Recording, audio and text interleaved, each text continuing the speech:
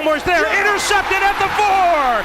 Harmon forced the pick, and Gilmore comes up with it. The Patriots Pregame Show is the world's largest virtual tailgate, featuring fans of the 6-time Super Bowl champion New England Patriots. Brady under center, gives to Michelle, runs it left, a dive to the end zone. Touchdown Patriots! Michelle for 6. That's the offense I know. That's the offense we love. Hardy, Paul Perillo, and Mike Dussault are here to do the grilling as your hosts. This week, the Patriots are on the road against the Indianapolis Colts. James White cuts it under the right arm, cuts it upfield, driving forward, diving to the goal line. A touchdown and a title for the Patriots. I can't believe it. Hardy, Paul Perillo, and Mike Dussault are here to get you ready for the game. It's football time, fellas. Let's get into it. Now, live from our studios inside Gillette Stadium, Patriots Nation, welcome to the Patriots Pregame Show presented by Dunkin. And welcome into the Patriots Pregame Show, fueled by Dunkin. Hello, it's Hardy. Mike Dussault, Paul Perillo, live at Gillette Stadium. Thank you for listening and watching. Good night. Can we do it? Can we do that? I like that. Can we do that? I am purposely unadorned in any Patriots gear tonight, as I felt if there was ever a time to be impartial and really just be down the middle, I don't think we have to be that way, but Paul thinks we do, so I'm going to do that from now on. I'm not wearing Patriots gear in here anymore. I didn't say that you couldn't wear Patriots gear. Yeah, see? You even scared Deuce. This is the first time Deuce hasn't worn Patriots gear. We found out that Paul was wearing a gray quarter zip, and then I'm like, gray quarter zip, that's what we're marching tonight. Were you thinking about that when you got dressed for the show tonight, about what Paul had said? No, but mostly all my Patriots stuff's kind of dirty, so I didn't. No, you look better, too. Would you call this a sneaky big game tonight, gentlemen, or is it just there's no sneak about it? There's no sneak about it. I don't think it's all that sneaky. I agree with Mike. All right, so lay it out for me, because for as big a game as it is, and people saying during the week, this feels like a playoff game, this has those implications, I do not feel the juice for it. I understand mathematically and for many reasons why it is an important game, but at the most, I have to say this game feels, if you're going to try and convince me it feels like a playoff game, it's at most a little wild cardy. That's all. That's okay. That's the amount of juice. Yeah, I would agree with that, Mike. Yeah, it's not a playoff game. No, I would agree with that. It's a big game for playoff purposes, but not a playoff game. It's not a must-win. No, but I think in the pantheon of games that we've seen this year, it's a big one. And 4 games left to go. Patriots saw Kansas City win the other night. Now they got to keep pace with them. So I mean, the Patriots. I think this is one of those games where if you can get this one on the road.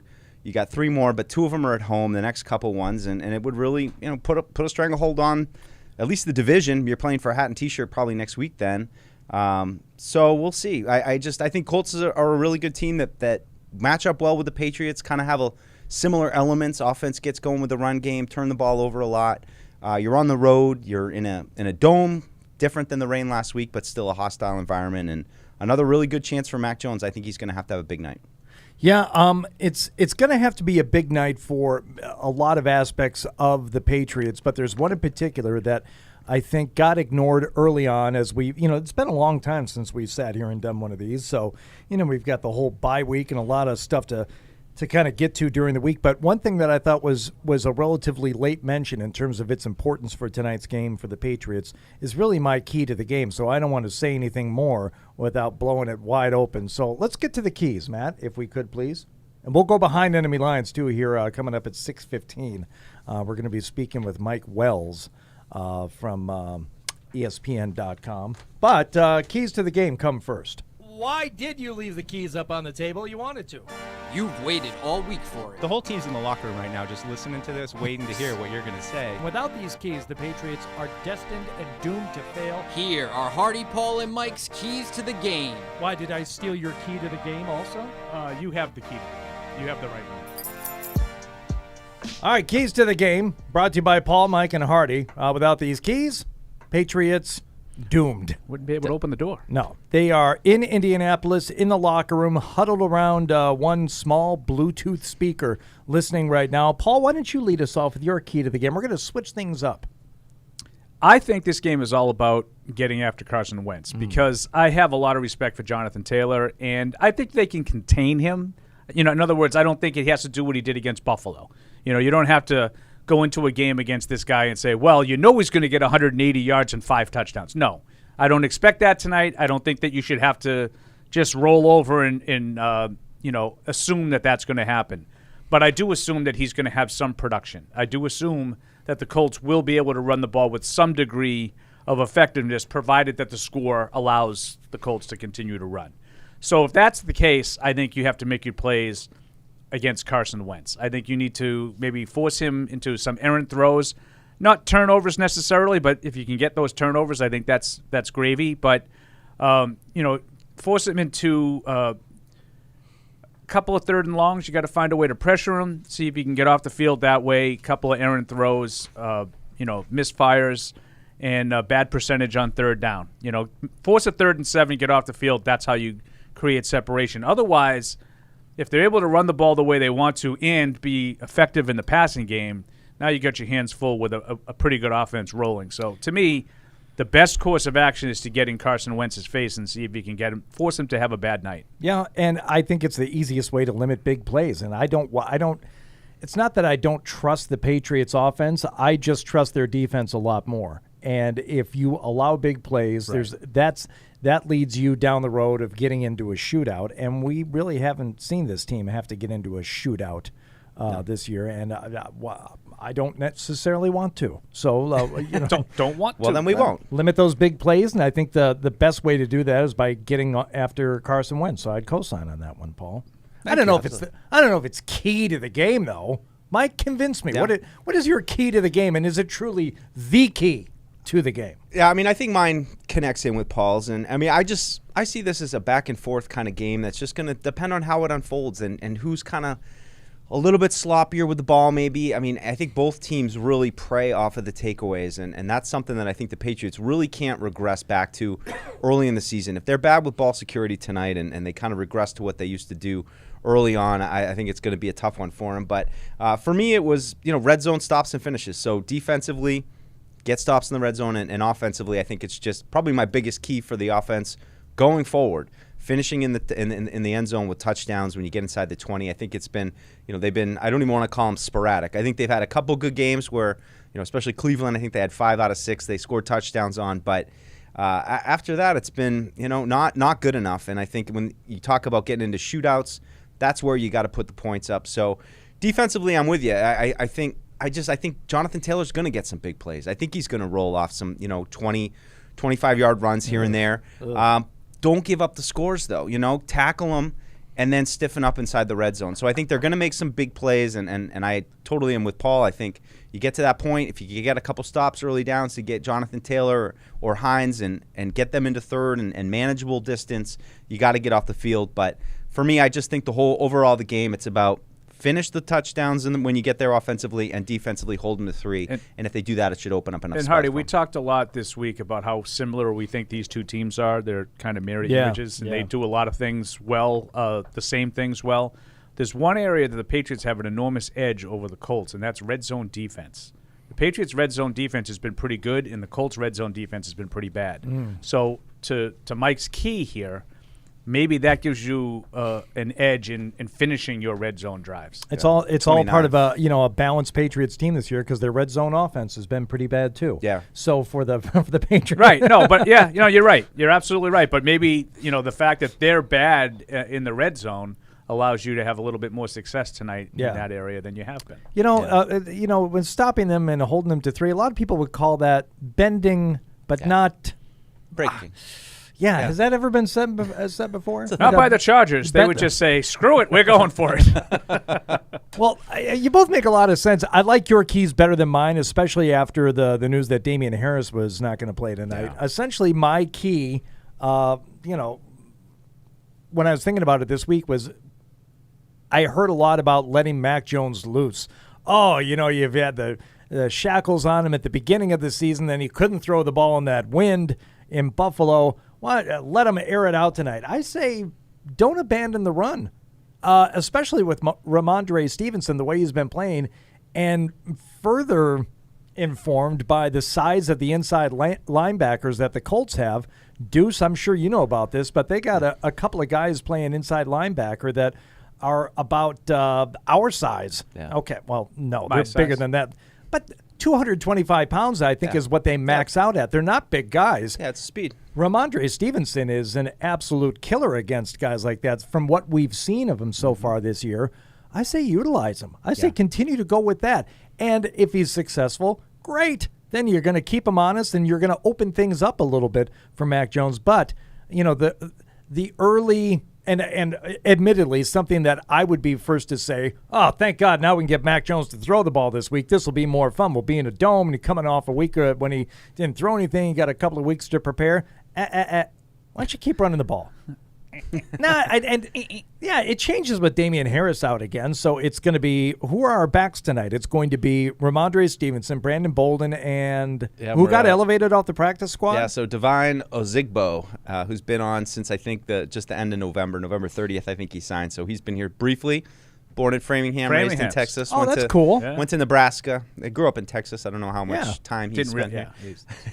We're trying to find that out. It's like Brian Kelly, born in Everett. So we'll see if he gets any. I mean, I think that's a depth move, or at least to have him probably play some special teams. But I think you're right. I mean, and talk about Jakob Johnson and what they did against the Bills with the Trent Brown, and I'm sure it's going to be part of the attack tonight. We'll see how much success they can have in it. But no question, if they can get Stevenson going and take some pressure off of Mac. But I do think it's a big night for Mac, just because all the talk of the weather last week. He's in a dome now, and you just get to see him go against. Usually, I think schematically the Patriots understand how these defenses work. I think that they're small, they're fast, but they do what they do, and I like Josh McDaniels' ability to game plan for that. We'll see if Mac can execute it. All right. Well, those are the keys. We will revisit those, and like I said, a lot of stuff to touch on here from the last couple of weeks, including some developments here in just the last day or two about COVID and the protocols and what that's done to the schedule. We wouldn't have Red Zone Paul at this point, but we'd have a game on. We'd have a game on that you would be distracted by, and we don't have that tonight. Right, yeah. Matt, that was the first thing Matt said to me, Marine Corps, when he was not busy saving us. He let us know. He apologized, for not having a game on at this time. Should be the case. We could turn on the golf match. We could watch Tiger and his son out there. We could have that on in the background. Little Tiger. Charlie. Boring. Okay, you know what? I agree. I happen to agree with you. You know what? You're boring. I tried watching it earlier, and I said, "This isn't a real tournament. It's just not. It's good to see him out there playing, but I just do I care? Beyond watching him hit a couple of balls. Oh, okay, it looks good. Yeah, you're gonna get to watch Little Tiger the rest of your life now. Here it is. It's the beginning of it. That's not a bad thing. All right. Let's grab Pat Nagwam real quick before we go behind enemy lines. I think we have time here. Sure. And we'll talk to Mike Wells here from ESPN in a few minutes. But first, Cousin Patty, certainly don't want to keep you waiting. What's going on, buddy? What's up, gentlemen? How are we? I'm doing good today. I got the next week off of work, so 9 straight days off. I need it, but I had a couple of keys myself, and I got a question for you. Dilly. Okay, go ahead. So my first key is, I know it's cliche, and it seems like every week you say it, but I think win the battle up front, especially on the offensive line. I mean, everyone, I'm sure Bill's kind of like got these guys hyped up by saying, everyone's talking about their line and Jonathan Taylor. And the other key offensively to me is I think I saw a stat that these guys are the worst team in the league against tight ends. So this might be a if there ever was a game that we'd see like a breakout Jonnu game, this would be it. And, get Hunter Henry some touches in the red zone when we get there, to hopefully get in. And the question I have for you guys is, do you think we see them play a little bit more man on defense, considering like how much these guys like to RPO and, they don't have super great talent on the outside? What do you think, Deuce? Yeah, I could see it. I think part of the problem with the run is a little bit with Wentz and his mobility and getting your eyes kind of trapped.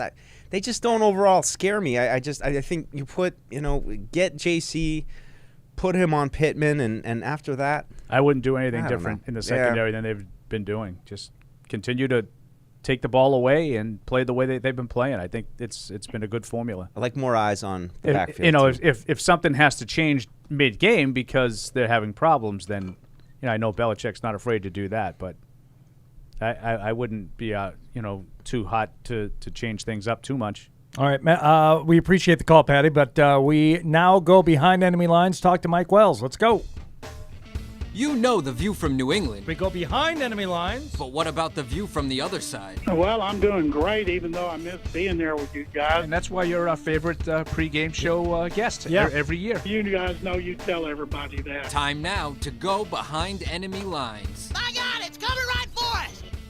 Joining us now from Indianapolis, Mike Wells, ESPN, at Mike Wells NFL on Twitter. Follow him there and listen to him now as he joins us on the Patriots Pregame Show, which is fueled by Dunkin. Mike, you're talking with Hardy, Mike Dussault, and Paul Perillo. What's going on, Mike? Not so much. I got a little beef, though. I was on with you guys in 2018 Thursday Night Football, yep. And I was told I was the favorite guest of the show. Nope, Mike, I was here. I said you were number 2. Now the truth comes out. Okay, I'm going to let you know, too. You got a strong backer in Mike Reese, who's definitely been campaigning on your behalf. But right now, John McClain still is got to be number 1. So you're a strong number 2, Mike. Nothing to be ashamed of. I'll take John McClain. John McClain's old enough to be my dad. Yep. I'll go ahead and be number 2 behind him. It's okay. That's okay. Hey, Mike, I just want to kick us off just about Carson Wentz. What have you seen from him just overall from the season, from when he arrived, and where is he kind of at now as we enter this game tonight against the Patriots? He started off slow, obviously missing 3 weeks of training camp with the left foot injury, and he had a couple questionable plays at the start. But the way I look at Wentz is, has he been, outstanding, MVP-type candidate-type stuff? No. But he's done what the Colts had hoped he would do. He has limited his turnovers. If I'm not mistaken, 5 interceptions on the season. 2 of them came a couple weeks ago. He's going to continue to take risks, but he has limited them. I think head coach Frank Reich has really kind of let Carson realize, hey, this is not Philadelphia anymore. You don't have to carry this franchise with your arm and try to put on that cape. You have a young man in the backfield by the name of Jonathan Taylor. He'll take some of that load off, and Carson Wentz has finally realized that, and he's playing, very solid football. You mentioned tonight. I think it's going to come down to which quarterback is going to make the fewest mistakes between Carson Wentz and Mac Jones to see who's going to win this football game, in my opinion. Mike, and just looking at the Colts season, there's certainly, 7-6, doesn't look like a great record, but I think it's a better team than that. And I'm just curious your thoughts on, how the season has unfolded and how it seems like, I'm looking at most of the losses, and they all seem to come in the close games. The Colts have been able to win going away, but when it's been tight, they've struggled. Is that been the case, and why, if so, why do you think that is? Well, I mean, it doesn't help when you start the season 1-4, and you mentioned the close games. Those close games have been against some very, very good football teams, and the big factor for them is the Colts have jumped out to double-digit leads, and they've had an inability to close out games. Tennessee, up quick 14-0 lead on Tennessee. Carson Wentz has 2 interceptions in the fourth quarter and overtime. Up 19 points with 18 minutes to go against Baltimore, and they completely collapsed. They're up double digits against Tom Brady, a guy that Patriot fans are very, very familiar with, Tom Brady and the Bucs. A few weeks ago, and Brady, took over that game late, and Frank Reich kind of got out of his system a little bit on how he wanted to call the game. So it's more a fact that they haven't been able to close out teams that are very good. They've only got 1 of their 7 victories have been against teams with a winning record this season. That is it, and that's going to be the key for them to make the playoffs. You have, obviously, we know the Patriots tonight on the road against Arizona on Christmas night, so they have to be able to beat teams with winning record if they expect to be able to maintain their grasp on a playoff spot in the AFC. Mike, I'm curious, for a good chunk of this season, Patriots fans didn't really know what to think of this team. I think in the last few weeks, especially after the win streak, we've all formulated some ideas about what we feel is the identity of this team. Outside of New England, I'm curious, what do you think of And what do you think the calling card is of the 2021 Patriots right now? Is it mostly about the coaching? Is it the development of Mac Jones? Is it the defense? What do you think of first with the Patriots? I think a big part of it is the development of Mac Jones. Obviously, they let Cam Newton go earlier this season, but the ability to coach up Mac Jones, because I got to say, I was wondering, we know what Josh McDaniels was able to do with Tom Brady, but I was curious on what he could do with a rookie quarterback, if he could truly develop him, or was it Tom Brady who made Josh McDaniels?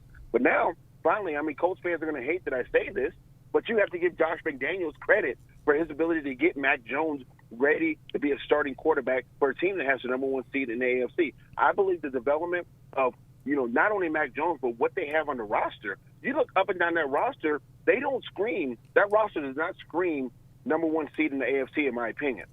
So that's where the coaching staff has to get a lot of credit for it.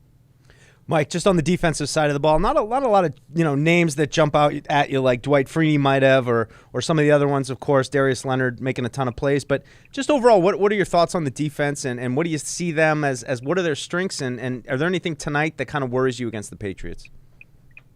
You know what? If you look at straight stats like yards given up, points per game, they don't scream success. But the key for the Colts is their ability to force turnovers.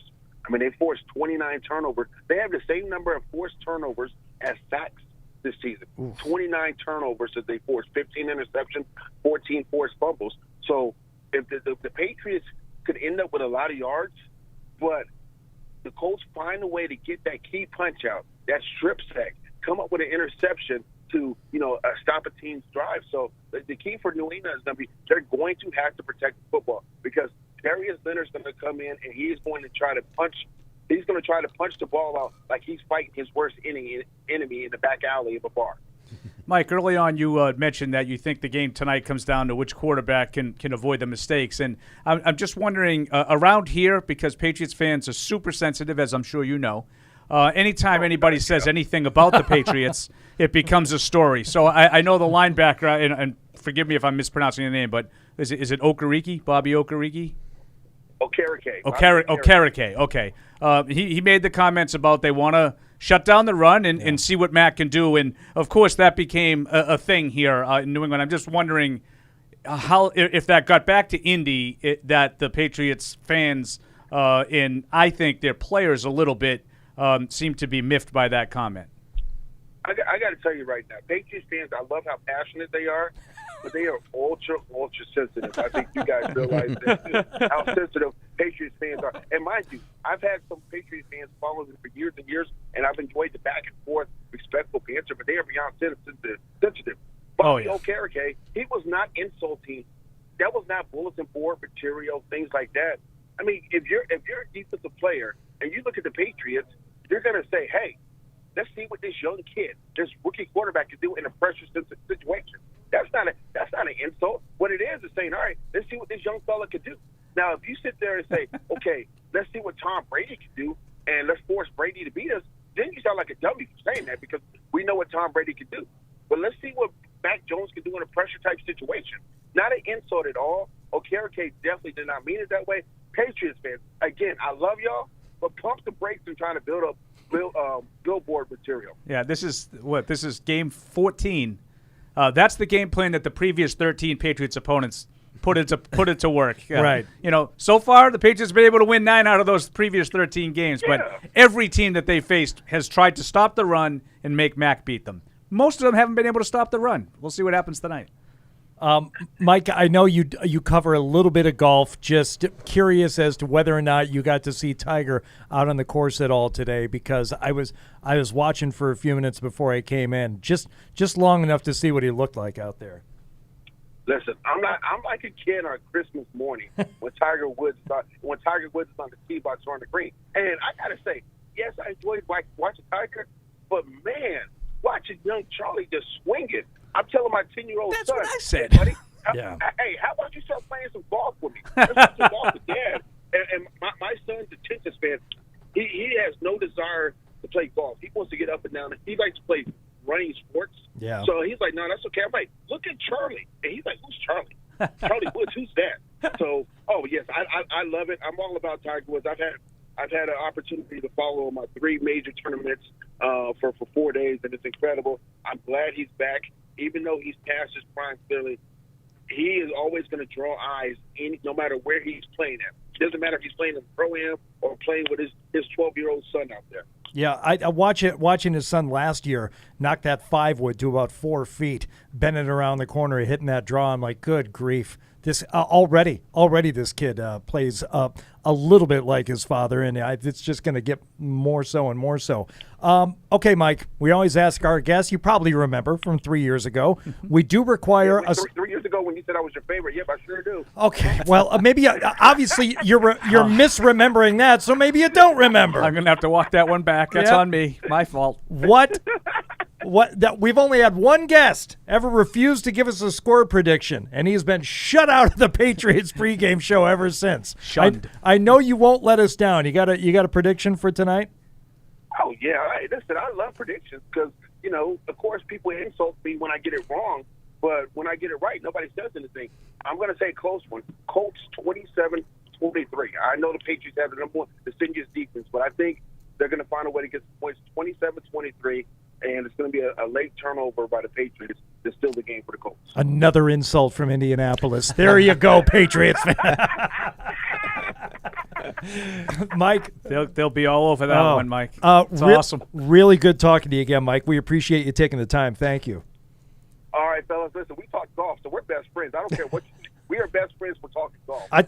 That's the old Harvey Pinnock adage. If you play golf, you're my friend. Anybody wants to talk golf with me, Paul and Mike will humor me a little bit. Yeah, I'll talk golf. Yeah, but Mike, anytime. I'd love to. I'll have you on my golf show in the springtime if you'd be willing to come on with me. Oh my God, yeah. Hey, listen, just make sure you say I'm your favorite. And in all seriousness, fellas, you guys have a Merry Christmas. All right. Thank you. You too. Thanks, Mike. All right. Thanks for joining us. There he goes, Mike Wells. ESPN. He's a strong 2. That's a strong 2 performance right there. Wow. I was very strong. With Strong. a bullet. Strong John 2. McClain better bring it next time we get the Texans Right. again. And you know what? Yeah. John McClain, if I'm not mistaken, Marine Corps was not able to join us this year when we played Houston, correct? We got him. I don't even remember the Houston game. I think we got a decision to make. Oh, Mike Wells, new favorite. I think we got a decision to make. Pre-game. Oh, boys. Willed himself into it. Wow. All right. Well, we don't get Manish anymore, so he was always See him no more. Yeah, I mean he was always fun. But okay, Mike Wells could be the new favorite. All right, great stuff there from Indianapolis, where he's picking a 27-23 win. I don't want to jump ahead till we get to the point where we predict the games, but I mean, is there anyone predicting another Patriots rout tonight at some point after all the Patriots fans? Yes. Well, okay, we got a lot of them this week. No. I don't know. A lot of people, we were all predicting like close games against the Browns. Oh, it's going to be a tight one here. It's going to Titans. It's going to be a tight one there. And the Browns one we all missed. I don't think there's any other ones that anybody missed. Maybe not. I've seen generally like he said, high 20s to low to mid. You thinking close we tonight? got a lot of 38-13s this week. Wow. Mike is at practice a lot. Oh, I didn't hear any of that. We got several because I had one of my typical rants that I like to do. I said, this is fine. The Colts suck. I get it. The Colts suck. I don't want to hear it after they beat them, how great the win was, because you're obviously telling me all week that the other team isn't very good. Can't have it both ways. Can't have both. Gotcha. Okay, that's fair. fair. Can't have both. You can't have a great win over a bad team. Paul Perillo, firm but fair. Always. Let's go to Dustin in Ontario, joining us now on the Patriots pregame show. It's fueled by Dunkin. Dustin, what's going on? Evening, fellas. Not much. How are you guys doing tonight? Very good. Good. So I've got a basic question, quick basic question, and then a small prediction for tonight's the ending for tonight's game. Question in regards to James White. What do you guys think the Patriots are going to do with him after the season with Bolden, Harris, and Stevenson all doing relatively well in the run game? Do you think the Pats are going to keep him? Do you think they're going to let him trade him, let him walk? Or I can't remember if his contract's up. I mean, maybe a one-year right? flyer. I'm not sure Bolden if he's got another year left. Yeah, I mean, I would have thought even if he was a free agent last year and no one really went after him. So yeah, I mean, I think you could have him back if you wanted to. Coming off injury, maybe for probably PUP even kinda less guy. than was it $3 million he signed for? Yeah, something like that. So I mean, if you wanted him back, it wouldn't cost you much, but I wouldn't be 2.5. surprised. I wouldn't be surprised if he's gone, even if he played this year. Yeah, he's getting up. I mean, you start to get a lot of touches, a lot of wear and tear. Yeah, at significant that kind of hip injury now. Coming off a significant injury.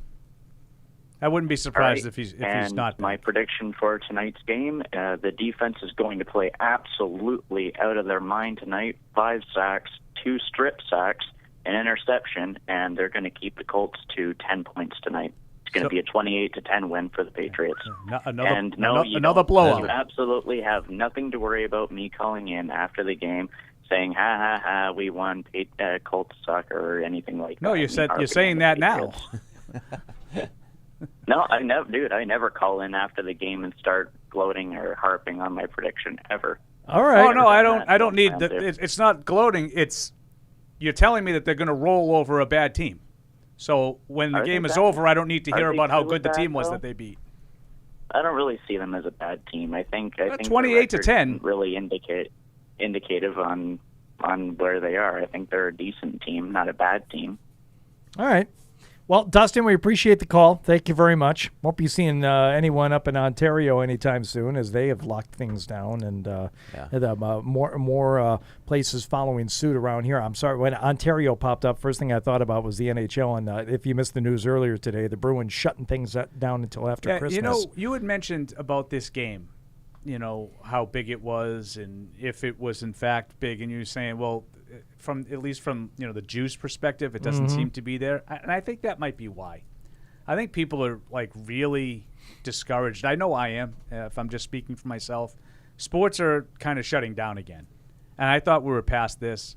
I thought silly me for listening to the CDC and thinking that vaccinations and masks were doing something. Evidently they're not, because every time someone has a sniffle, we have to stop everything again. And I feel like we're right back where we were when this all started, with games getting canceled left and right, personnel being forced to not take part in games. Well, I certainly... So for me, I don't have as much juice for the games because I wonder if it's the last one. Yeah, it absolutely sucks. But I certainly don't want to get into this and invite all kinds of debate and everything. But I would say this: the vaccines and the masks are doing something. Oh, I agree. It's just that I do not understand the NFL and whose protocols are different from the NHL, whose protocols are different from the NBA. If you have a fully vaxxed team, why are you still testing all the time? And why are you putting players into protocol? This is what I'm saying, that silly me for listening to the CDC. They kind of told you didn't have to do this. And now we're doing it. But you're listening, I'm listening, and this was the kind of mini rant I had earlier in this week. I said, what the NFL and what the NBA and what the NHL certainly is doing, they're not following what most people in other walks of life are doing, which is you're not testing if you feel okay. Even if you're a close contact, most people are not testing if they're not forced to, unless you feel sick. Yeah. So what's the point of all this? I had a doctor put it to me this way, and he gave 16 disclaimers before. So I'm not saying this is the same. Right. I'm not saying the severity is the same, but if you took your temperature every day, you would have a temperature a lot. Yes. But you're healthy. Yes. 99% of the time. It's kind of a similar thing with COVID. Like if you're vaccinated and asymptomatic, so you're not sick, and you test every day, there's a chance that one of these days you're going to test positive. Doesn't mean that you need to be sent away somewhere. And right. I think that's what, to your point, is it 100% of the NHL? I think there's one player in the NHL who's not vaccinated. I mean literally one player. I don't mean 99% of the league. I mean literally one player in the NHL is not vaccinated. So why are they I don't know. forcing all of these teams to stop playing and separating all of these people who are not sick? I don't know. I do not know the answer. And you could also kind of follow suit with the NFL. I think there are just by virtue, if nothing more, just the size of the roster. This is not speaking to the mindset or the habits or behaviors or beliefs of anybody in the NFL, but you're going to have more unvaccinated people among players and coaching staff just because of the sizes of the organization. And if you have to maintain these protocols to protect the unvaccinated, this is where it gets really bad. That's where I start to stand up and say, well, you know what? At some point, those people are going to have to be on their own. And sign a little waiver saying if you do get sick, don't show up to the hospital. That's your decision. Yeah. You know that. And seriously, because otherwise we're coming up on 2 years of this. Right, and it's not. Are you done? Like, are you all done? Like the Mike? virus itself. I'm all done. Done. I'm just saying I'm all done with this whole COVID thing. Most people, some people are like sick of it 6 weeks in. It's like, I get it. I understand it. We're coming up on 2 years of this. And it's I'm not. all It's done. not going to go away. Yeah. Like the virus itself. It's again, not the same, but the same kind of. It's the flu. Like, I've been covering the Patriots for 23 years, and every single year, they've had a run of the flu in the locker room. The flu is highly contagious. Like, people do die from the flu. Obviously, not in the numbers that have died from the coronavirus. Coronavirus, much more serious. I understand, but they've never once. Do you think anybody would have ever suggested that the Patriots have 4 guys with the flu? They shouldn't play this week. Right. Because they could give it to the other team. Right.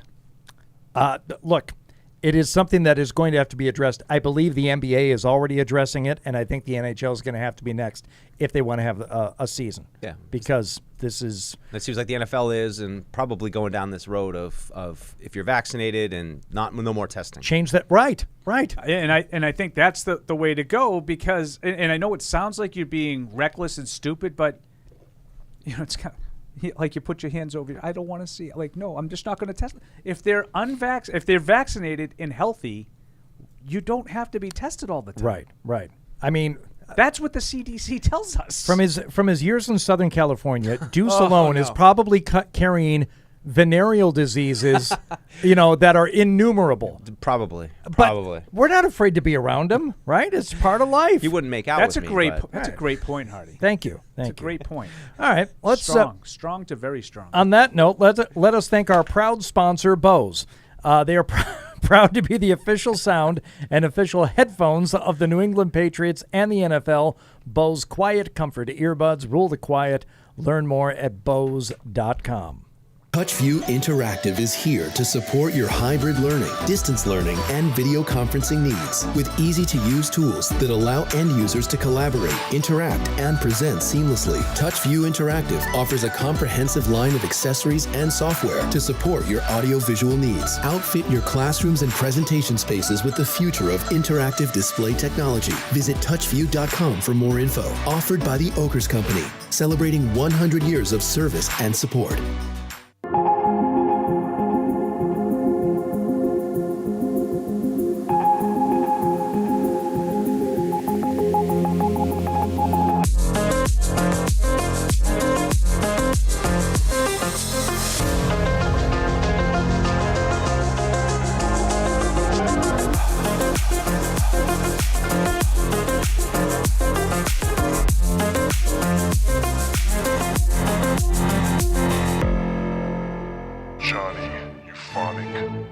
Join the conversation by calling the Ace Ticket hotline at 855-PATS-500 or email the show at webradio@patriots.com. Would you go so far as to say they're all about that bass? No trouble? Live from our studios inside Gillette Stadium, here's Hardy. Nobody liked that joke at the time. The Marine Matt, he liked it. He was the only one. All right, welcome back to the Patriots Pregame Show. We didn't go nowhere. We've been here. It was a very quick break, so I'm sure we don't even have to welcome anybody back. You probably didn't even know we were in a break. It's, fueled by Dunkin. Oof, said a little comeback on me. Only one way to get rid of it. Excuse me 1 second. Whoa, guy, you want to be careful with that. What? You don't want to have an incident that goes viral. Don't you worry about me. I'll be just fine. Let's get back to the phones here. All right. Continue with your phone calls. Patriots visit the Colts tonight. What time is the official kickoff? I saw 8:15 earlier. That can't be right. Is that? Are they going to be kicking the ball at 8:15? I don't know. You gonna hold me to it? I doubt it. I doubt it too. 8:27. Oh, that's terrific. Thank you so much. What? That's fantastic. Why so late? Nothing should start at 8:37. Especially on a Saturday. What are we doing? What are we waiting for? What are we doing? We talked about this a little before the show. Yeah, 8:27. 8:27. There was supposed to be another game going on. They should have moved this one up a little bit. Yeah, right? Yeah. Should be playing right now. Supposed to be at 4:30. All right, well, Melvin in Tennessee doesn't care. He'll be watching every play no matter what time it starts. Melvin, what do you got for us, buddy? That is correct, with my margarita in hand. Most of these people don't care about what time the game starts. I care about what type of tequila Melvin has in his margarita. You going with the gold? What do you got? You got some Patron? Patron. Okay. Smooth, nice and good smooth. I stuff. like Patron. All right, good. All right. One of my favorites. Very good. But, oh, my bad. So, with the game, obviously they're going to be looking for the run. So I think this will be a game that we can utilize, obviously, the play action. I think that'll be something you can utilize down there, especially in the red zone. So I hope Hunter Henry or somebody like that can get a score and kind of cash in. But I do think you're going to have to score some points in this game. So just getting down there, running and kicking field goals, I'm not sure it'll be enough. So I'm really looking forward to them with however they want to do it, but cashing in down there and scoring some points. So I got 24-21 Patriots. Ooh, okay. Yeah, so it'll be a close game, but I don't know. I don't have faith in the Colts to win in a close game. So that's it. Excellent. Thanks, That's all Melvin. I got. Thanks for checking in. Enjoy that margarita. Speaking my language, little red zone finish. I like it. Yeah, it makes sense. Not that I want Nick Folk to be left out of things tonight, but it would be nice if they did.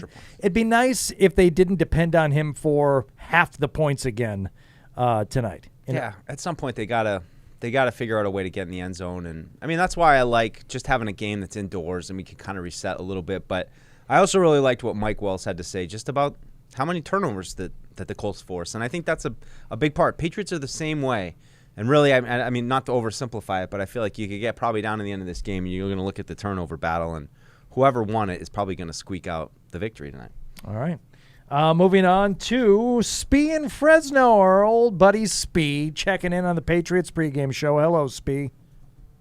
Cazadores Reposado. That's your tequila of choice. It's a good one, man. Recommend it. But Mike, with your story, VDs. Oh. Those VDs, man. I'm sorry to hear, but you got to wrap it up. I know. Very disappointed. Like Steely Dan says, you don't want to do it without the fez on. So just 18 years in LA, it's a long time. Dangerous place to live. I got the juice for this game. I don't get it. I don't get Hardy. I don't get feeling lackluster about it.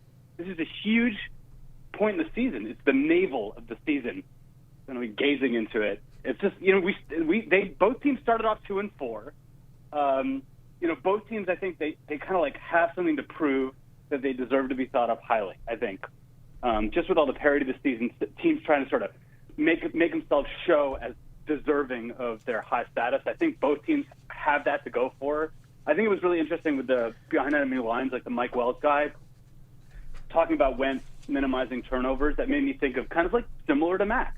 Got a ball security. Maybe they're similar in that regard. And I did want to just ask you guys a Wentz thing, because I've seen him play a bit this year, but I probably don't have as good an eye on him as you guys. Like, is he more like the pre-ACL tear, like the 2017 Wentz, or is he more like the 2020?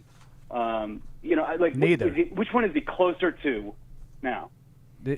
I would say he's closer to 17, but neither. He's not running around and making a lot of athletic plays like he did in 17, and he's not making mistakes like he did in 20. So yeah, I don't really think he's reminiscent of either. I think it's like Mike Wells said, he's doing what they're asking him to do. Jonathan Taylor is clearly the centerpiece of the offense. Don't screw it up. He's asked to be a game manager. He wasn't a game manager in 17, and he wasn't a game manager in 2020. He's asked to do something different, and I think it's working roughly. I think their offense has been productive, but they obviously have an issue holding on to leads, and we'll see if that comes to fruition tonight. And Speed, let me see if I can explain this in terms of like the juice for the game. The Patriots still, to my estimation or to my analysis, do not have a loss on the schedule this year to a team that they shouldn't have lost to. They don't have it yet. I mean, week one was week one, and you didn't know.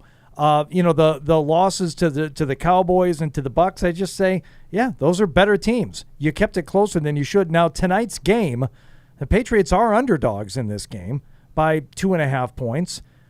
You're on the road. You're playing a team that doesn't flat out suck, in my view, and your playoff hopes do not hinge on this game tonight.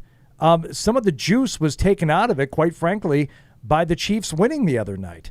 And I think there's more juice in it because of that. Yeah, what are you talking about? More because if the Chiefs had lost the other night, the Patriots would be able to lose this game and not really been hurt by it. I don't want to deflate you too much, but watching Patrick Mahomes hook up with Travis Kelce a couple of times reminded me that the Chiefs can kind of do whatever they want on offense. Oh, you silly boy! And you don't know the Chiefs suck too? Yeah, you right. You don't listen to Patriots Unfiltered anymore. And you're not whistling. The Chiefs aren't very going. Okay. You just don't. You just don't know. I don't understand football, right? They suck. No, but in all seriousness, Speed's right. If you were going on a huge run and have to play the Chiefs either in Foxborough or in Kansas City for the AFC Championship, you're going to be a huge underdog, and it would be a monumental task to try and beat that team. So explain to me how tonight's game has more juice because the Chiefs should. Because the only if you feel like that, the only way you're going to beat them possibly is if you play them at home. Do you think? Now you have to win this game. Did you think that you're okay? And if you have to win this game, then you have to beat Buffalo again. You have to. You have to. So you all matter. Everything matters. Well, you have to beat Buffalo again to win the division. Okay, I don't think it's realistic to think that everything has to be dependent on this team starting off 2-4 and then going undefeated the rest of the season. It's not necessarily undefeated unless you want to get the number 1 seed. You might have to go undefeated to get the number 1 seed. But if you lose to Buffalo, then you can't lose any other game to win the division. It's starting to feel a little Brady-like around here, where it's not enough to make the playoffs. Now you have to get all bunged up about your seeding. Okay. We had a good talk about this when Mike was at practice again this week. What? We were talking about the season, obviously. You can look at it 2 different ways. You can go, what I felt coming into the season. We can all do that, and I think we'd all agree. We are thrilled, right? In August, if you had said 9-4, first place in the division, chance for the number 1 seed, wow, this is great. Mac Jones is developing. We're a good team. We're back in the playoff hunt, baby. This is awesome, right? Would you say that? Yes. Right. I still say that. Okay, but now we're here. Now they are the number 1 seed. They own all the tiebreakers, so they don't even have to finish ahead of all these teams. They just have to tie them, and they'll be the number 1 seed. All you have to do is finish it with one more good month of football. Like, after you don't your expectations rise even a little? For sure. But they have never at any point in the season risen to the point where I thought, yes, 11 wins in a row is a reasonable ask of this or any other football team, especially this one this year. Okay, about 2 months ago, I think I made a comment on the show saying, if you had to say who would have a better chance of winning out, the Patriots or Kansas City? Since then, everybody said Kansas City, but since then, by the way, neither team has lost. It was at least 6 weeks ago that we talked about this. Neither team has lost. Yeah, I would say that Kansas City probably on paper stacked up. If one of those 2 teams is capable of winning out, probably Kansas City. But here you are. You've won 7 in a row. Now you're playing a couple of games that are big. Colts, Bills. These are 2 big games against teams, to your point, that are capable of beating you. You're underdogs tonight. You're probably going to be favored by about what you're underdogs by tonight. Next week, you'd be favored by 2.5, 3 points, probably. I want this to Go ahead. I'll let you finish, and I'll tell you what I want. I just think that your expectations, I mean, I can sit here and say, like Eric does, he makes his picks every week and saying, well, back before the season, I thought they would win this game, so I'm going to pick them to win. Well, I've had 12 weeks of data to sort of sway what I thought in August. In August, I didn't think the Patriots were going to be 9-4 and atop the AFC. I also thought Kansas City and Buffalo would probably have like 2 losses each. In Buffalo's case, they have 6. So my expectations have changed. I think the Patriots are better than them now. I think this team needs to be humbled before the postseason. Oh, the Tony Maz. They need a good spanking. Not a spanking. I like it, Hardy. I think they need a reality check. And you get a group of guys together, mix of rookies and veteran players and coaches who have been there before, and everyone's going to have a different attitude. But a mass group humbling at the hands of the Colts, I wouldn't necessarily want it to be against the Bills for division purposes, but something to let them know, hey, you don't have this all figured out, and you can't win it a bunch of different ways. And there are teams that are seemingly have worse records than you, and they're favorites, but not really favorite. Nudge, nudge, wink, wink. Nope. You need that humbling loss at some point on the way in. And I would rather have that than the number 1 seed and think, you know what? We can beat anybody. Because I got news for you. You can't. You know what, though? I would trade the bye week and the playing here over all. And I get what you're saying. And I kind of generally agree with, I think when Mike was on earlier saying, when I look at the Patriots roster, it doesn't seem like, the top team in the conference kind of a roster. And I understand that point. I think tonight is where the rubber meets the road. And this is where we start to figure out who this Patriots team really is. Now, they've had a great stretch. I can't take anything away from them of the games that they've won here on this win streak. But, let's face it, some of the reality of who they saw with, on the Panthers, on the Browns, on the Falcons, on the Titans, on the Bills, all of those games had conditions with them where it wasn't like this. Nonsense. I think you're playing all the same game. The rubber has met the road so many times this season. I don't want to hear that anymore. See, Mike thinks way too much what the fans think. I, as I've made abundantly clear in 23 years, I could give 2 bleeps about what anybody else thinks. Like, we had a question in Ask PFW this week. Well, after this game, when people will say that Carson Wentz is not a top 10, why do you care what people will say before a game is even played? What they're going to say after a game? Like, this is my whole point. This is like my mocking of the. I picked the Patriots to beat the Colts 28-10, and how I mock. Now I don't want to hear you tell me after the game how great the win was. Right. Like that, I'm mocking them like with that, because why would you care? Like what? Like I just don't understand. Like, there was a horrific windstorm that Mike somehow refused to acknowledge until it was about 8 minutes left in the game. The other night. The pick on Deuce pregame show. No. This is like the fan thing, and now the fans are all bent out of shape because some people have said, "Yeah, it's a great win. It's like the impact of the win was great, but what did we really learn? Like, they didn't really play football. They survived. Like, I don't care. In the win column, it went to 9. That's all I care about. Is if I'm like Joe Patriot fan, forget about the microphone in front of me. Go back to like 12-year-old Paul when I could, was we. Yeah. We won. Like, that's all I would care about. I don't care that it was so windy that the other team couldn't throw and we couldn't throw. We won. I got more points. You lost. Like, that's all I care about. I think now you should look at this differently than you did in August. I think they can beat anybody in the AFC, anybody in the NFC. They played those 2 games that you talked about against Tampa and Dallas, and at the time, I thought it was kind of fluky that both of those games were close. But now with the whole season unfolding, I'll take my shot with Tampa. I'll take my shot with Dallas. I just think it's a little early for them to be thinking they can beat anybody in the AFC or in the NFC. Why should they not be thinking they can beat anybody? Believing it or thinking it. Of course they should be believing it. How do you go into a game not believing you can beat the other team? Of course there is a confidence. I just don't want them to get. I don't want them to be overconfident. And I think there's you look at the way the offense has performed or a lack of performance. A lot is hinged on the defense. A lot is hinged on their ability to bring Mac along. I don't think they have reason to be overly confident at this point. I think that is we've seen it with a lot of other teams throughout the years that we laugh at. And it's like, oh, they thought they were good. We've seen it with the Ravens. We saw it with Tennessee. You see it with other teams, and they're like, oh, they thought they were all that, and then look what happens. Don't become one of those teams that starts thinking you're better than you are. I know they've got 7 wins in a row. I don't know how good they are yet. Yeah, but I would largely agree with that point, but I don't want the team thinking that. I want the team thinking they're every bit as good as their opponents. I don't want them going in thinking that the other team is better than they are.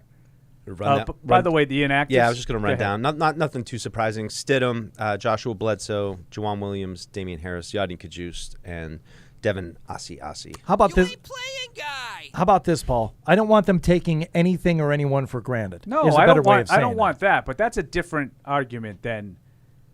Like you rattle off a. Like, I think this game became bigger because the Chiefs found a way to win that game the other night. If the Chiefs lost, then you could conceivably lose this game and still maintain your top spot in the AFC. Now, you need to win to keep pace with Kansas City. And I think if you have any chance of getting to the Super Bowl, you need to play at home against Kansas City. You see, I don't put as much weight into that. I think because you think they can't beat Kansas City regardless of venue. Okay, there. And I'm not saying you're wrong. I'm not saying you're wrong. I'm saying if they stand a chance, it probably needs to be here. Yeah, and Kansas City would probably have to turn the ball over 3 times. I don't know that it makes a difference. That's what they've been doing all year. Yeah, they did it twice the other night. All right. Well, I don't mean to come. I am very pro Patriots in terms of how they look for the rest of the Patriots gear. As far as the rest of the season is concerned, and I really, really like their chances. I don't think they are one of the 2 or 3 best teams in the NFL. I don't even think they're a top 4 team in the NFL. Well, I got news for you. In 2001 and in 2018, I don't think they were either, and they won the Super Bowl in both of those years. Exact same situation. I didn't say it was the exact same. I'm just saying I don't think they were the best team in football. I know, but there's a record that shows that they were. Yes, they won the Super Bowl in both of those seasons. I know, and I don't want to go back to it. And in 2001, I'd say that not that I am going full Bill Simmons on this and saying that this team is 2001-ish, but that Tom Brady, you can make a case. In 2018, everything's out the window. It was still Brady, and he was still Brady, and it's like, okay. No, I know. I just don't think they were as good as the teams that they beat. I certainly don't think they were as good as Kansas City, but they beat them. I think they beat them twice that year. Let's go to Tony in Canada here on the Patriots Pregame Show. It's fueled by Dunkin. What's up, Tony? Hey guys, I heard you read off the inactive players that weren't playing today. Is J.J. Taylor playing today? No, he's still on the COVID list. Yeah, he's been for a couple weeks now. And that's what I wanted to mention. I haven't heard a lot about this, but the fact that Damian Harris isn't playing either, I think that could have a really detrimental effect on our running game, since that leaves really only Stevenson and Bolden as our running backs. And we know that Bolden is not really a running back. He's more of a receiver in the backfield. So Stevenson is going to have to carry most of the load on his own. Yep. And how that you guys, your Mike Wells, your guest was talking about how the Colts are number 1 in stripping the ball away, getting the ball back over turnovers. I'm wondering what that might have an effect on Stevenson in terms of he having to do most of the running. You get tired when you have to carry the ball. Well, you probably catch a break that Harris is out because he's got 2 fumbles and Stevenson only has 1. Yeah, although I think Harris overall has been more reliable in terms of maintaining the ball than Stevenson. But he hasn't been. He's fumbled twice and Stevenson fumbled once. That's this year, right? Yeah. Stevenson's a rookie. So you don't feel that I don't feel like ball security is a problem for Ramondre Stevenson. He fumbled in his first game. Hasn't fumbled since. Okay. And what about the fact that Stevenson will probably have to do most of the running on his own? He had 27 carries against Buffalo last Monday night. I have no problem with Stevenson. I think Stevenson's better than Harris. He had 20. Flat out. I said it the first game that he got the what was it? What game was it? Cleveland. One of those Cleveland games in 20. the middle. Yeah, 20 carries against Cleveland. Yeah, I think he's more dynamic. I think he's faster. I think he's quicker, and I think he's stronger. I love Damian Harris, Tony. I'm with Paul on this. I got no problem with Ramondre Stevenson. Now, would I rather have both of those being guys the guy. tonight? Yeah, Absolutely. of course. Absolutely. And I would rather have Harris and Stevenson Yes. than Stevenson and Bolden. The team is better with Harris Yes, available with Harris. and on the field. But you're telling me you only have Stevenson tonight? Put it this way: I feel better this way than if it were the other way around. You tell me you only have Damian Harris tonight and Ramondre Stevenson can't play. I don't feel as good. I get a little defensive because I feel like I was really critical of the decision to bench Stevenson first and foremost because of one fumble. And I feel like a lot of fans think that ball security is an issue with Stevenson. He fumbled once. Right. Well, I hope Once. you guys are right. Really, I do. Because this will be, if that's the case, then this will be Stevenson's breakout game. So, and I have to also say, I think we have. All right. Thanks for the call, Tony. I'll let it go. I think he already had a breakout game. Mike just said he had 20 carries against Cleveland for 100 yards. Touchdowns. He had 27 carries for like 75 of the hardest yards in like a hurricane on a Monday night when the other team had 10 guys in the box. Like, what does he have to do to show you that he's a worthy player? I mean, Cleveland arguably their best offensive game this season. Maybe throw that Jets game out, but they did fine last time without Harris. I think they'll be okay. I tell you what, I want to see more of him because I don't have a metaphor for him yet. He's not a battering ram because he's more elusive than that. He's not a It's not a rolling block of butcher knives, like they like to say. Oh, okay. There's something there. I need to see a little bit more before I can come up with it. All I know is that he's good and he's strong and he's got some moves. It's just hard to bring down. What's the problem with Stevenson? Anybody got a problem with him? A lot of people evidently do, and I don't really understand. I don't get it. I do not get it. I don't understand it. One quick thing that the whole Take thumb, as much time as you want. The whole thumb problem with Mac Jones. Like yeah. I get a lot of people reporting that he's had a glove on pregame on that left hand. Non-throwing, so, yeah. So I don't know, if there's an issue there or what, So talked about it earlier in the week. He said no big deal. He said it's the non-throwing injury.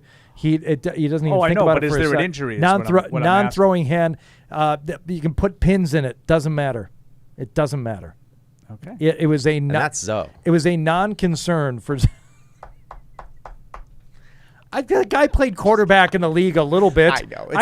I'm obligated to make a joke about it. Yeah. If I tell you what, if you say high ankle, his face will turn white, and he'll tell you that your season is over. Even if you're playing with a high ankle, he's like, nope, the other guy's done. He's a shell of himself. But quarterback, non-throwing hand injury, chop it off. You don't need it. Forget about it. That's his attitude. All right, you want to do the over? Marine Matt wants to do the over-unders now. Everybody on board with that? Sure. Yeah, that sounds great. Let's do it. It's time for this week's edition of Over-Unders. You're over me? When were you under me? We almost have a full hour left in the pregame show, So I do. I don't want to peak too soon. So some people have called this the highlight of the show. It's like the Patriots. You don't want them to peak too soon. You don't want them to peak too soon. All right, go ahead.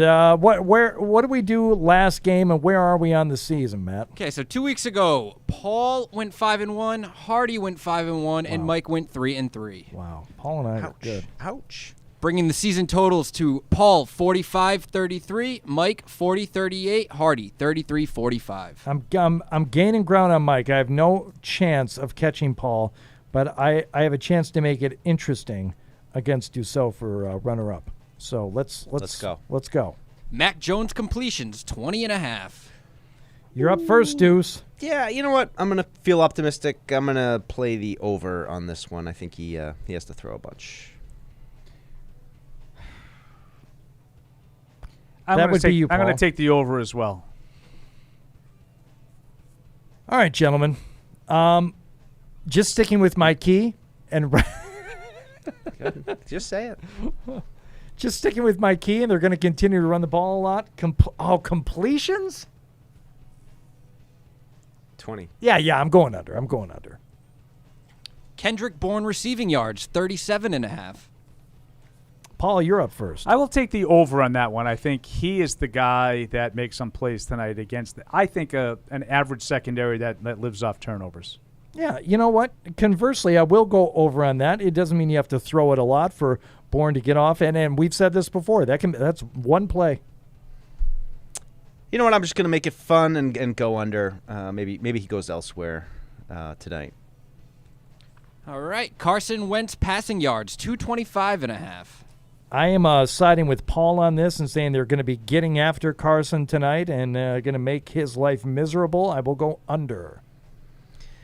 Yeah, I'm going to take the under, too. I think big game for the defense, but I do think, if they get some rushing yards, that'll complement it. So I'm going to go under. Yeah, I'll take the over on that. I think there'll be a balanced offense tonight, the Colts. Jonathan Taylor, rushing yards, 90.5. Deuce, back to you. It's a good number. What the hell? You know what? Based on my pick, I'm going over. Yeah, I'll take the over as well. Well, I have more faith in Deuce's defense than Deuce does. I'll go under. We're blowing through these. Nick Folk made kicks, PA or FG, 3.5. Paul. Make a kick, Nick. I'll take the over. Yes, past I performance. was figuring out my score. Past performance is indicative of future gains, and I will take the over on this one also. Deuce is going under. Look at No, it. I think it's an easy over. I'm going to take the over. Oh, surprising. Everybody took the over? Everyone took the over. And as always, ending with the total score of 44.5. I don't like this number. I don't like this. I don't. Yeah, you know what? It's just more fun to root for the over. I'm trying to remember what my score prediction was. Yeah, I'm going over. Yeah, I just had to do some fast math, and I discovered my math was at 44, so I'm going to take the under. You guys took the under? Hardy went over. I went under. Under. Yeah, I'm taking the over. All Took right. the over on everything. Yeah, you really did. That's the way to win these things. Is it? Yeah, it really is. If it's a coin flip. Yeah. Hey, Marine Corps. Providence 57-53 final. Just said that in my ears. You can go 500 probably for the rest of the season and win this thing in a walk. Okay.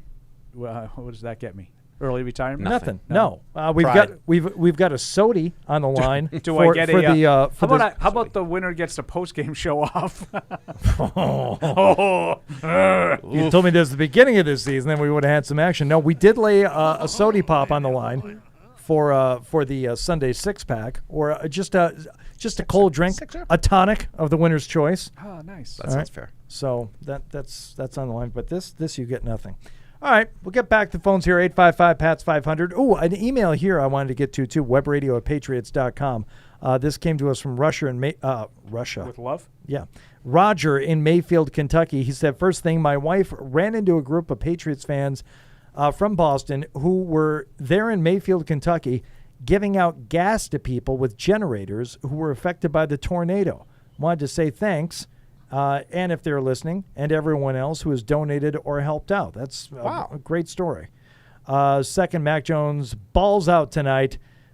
Pats win 35-20. It's a uniform violation. You get arrested for that kind of stuff.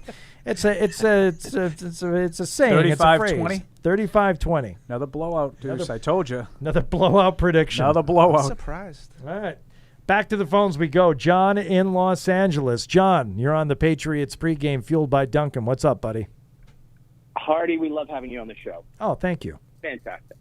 But I think no, but Oh. I think that Stevenson is the best player on the offense. And I think that he will show that tonight and go over 100 and get 2 touchdowns. And I think that Kendrick Bourne is going to have 8 catches. Put you on the over. I'm on the over. What was that? What was the middle one? What was the middle one? 21. What was that last middle part? thing? What was the the 21? I missed the 21. I don't know. Say it all over again. 27-21. 27-21. Okay, Okay. close. There you go. All right. I thought he said Patriots. Pats by 21. I'm going to steal that from my prediction, too. I like it, John. Thank you. 27-21 Pats. Sounds about right. That's where I've seen the most of them. I'm sure. I guess when I'm out of practice, everybody decides to call in and predict the blowouts. But Yeah. I just don't know how you can watch Jonathan Taylor play and think that anything's going to be easy tonight. Right. Felipe in Rio says, would a win today be the most important of the year, considering the games already played and the remaining schedule? In the same vein, would a loss today be the most impactful for the remainder of the season, or 1L against the Bills next week would be worse. I have to say I'm not very confident about the game today.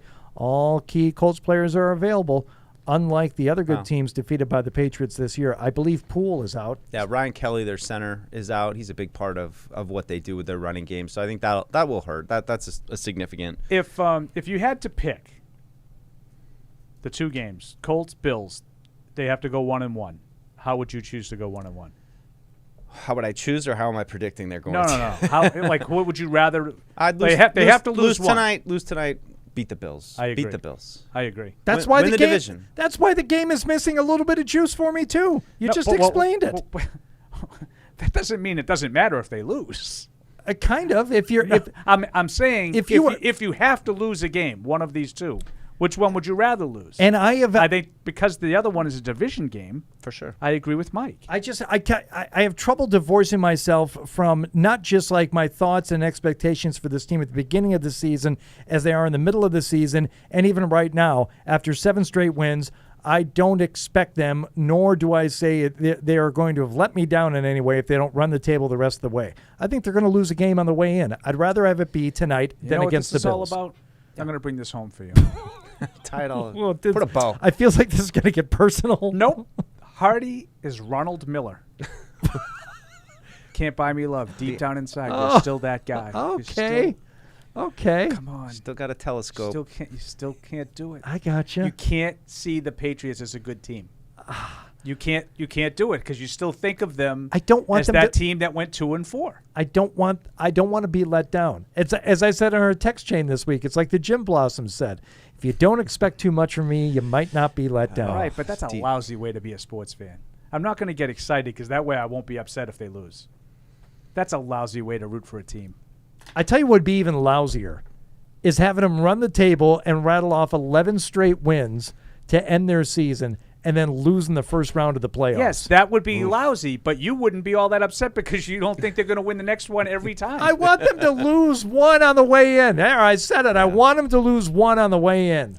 And I'd rather have it be tonight. But I think I get your general sentiment, and I feel similarly. He had the whole thing. What this week you did? People were mad at you on the Twitter machine, and you predicted they would be. Yeah, I mean, I don't know how good they really are. I think that I think the baseline is they are a very solid football team, and you want to talk about 0-1. I think the 0-1 team was a very solid football team that beat Oakland in a blizzard. Got a couple special team scores against Pittsburgh, and then played the game of their life against the Rams. But that's perfect. Do you care? No, I don't care at all. That people look at those games like that? Yeah, no, but that's... Who cares? But I don't see this as still the Tom Brady supercharged Patriot offense that's going to roll people.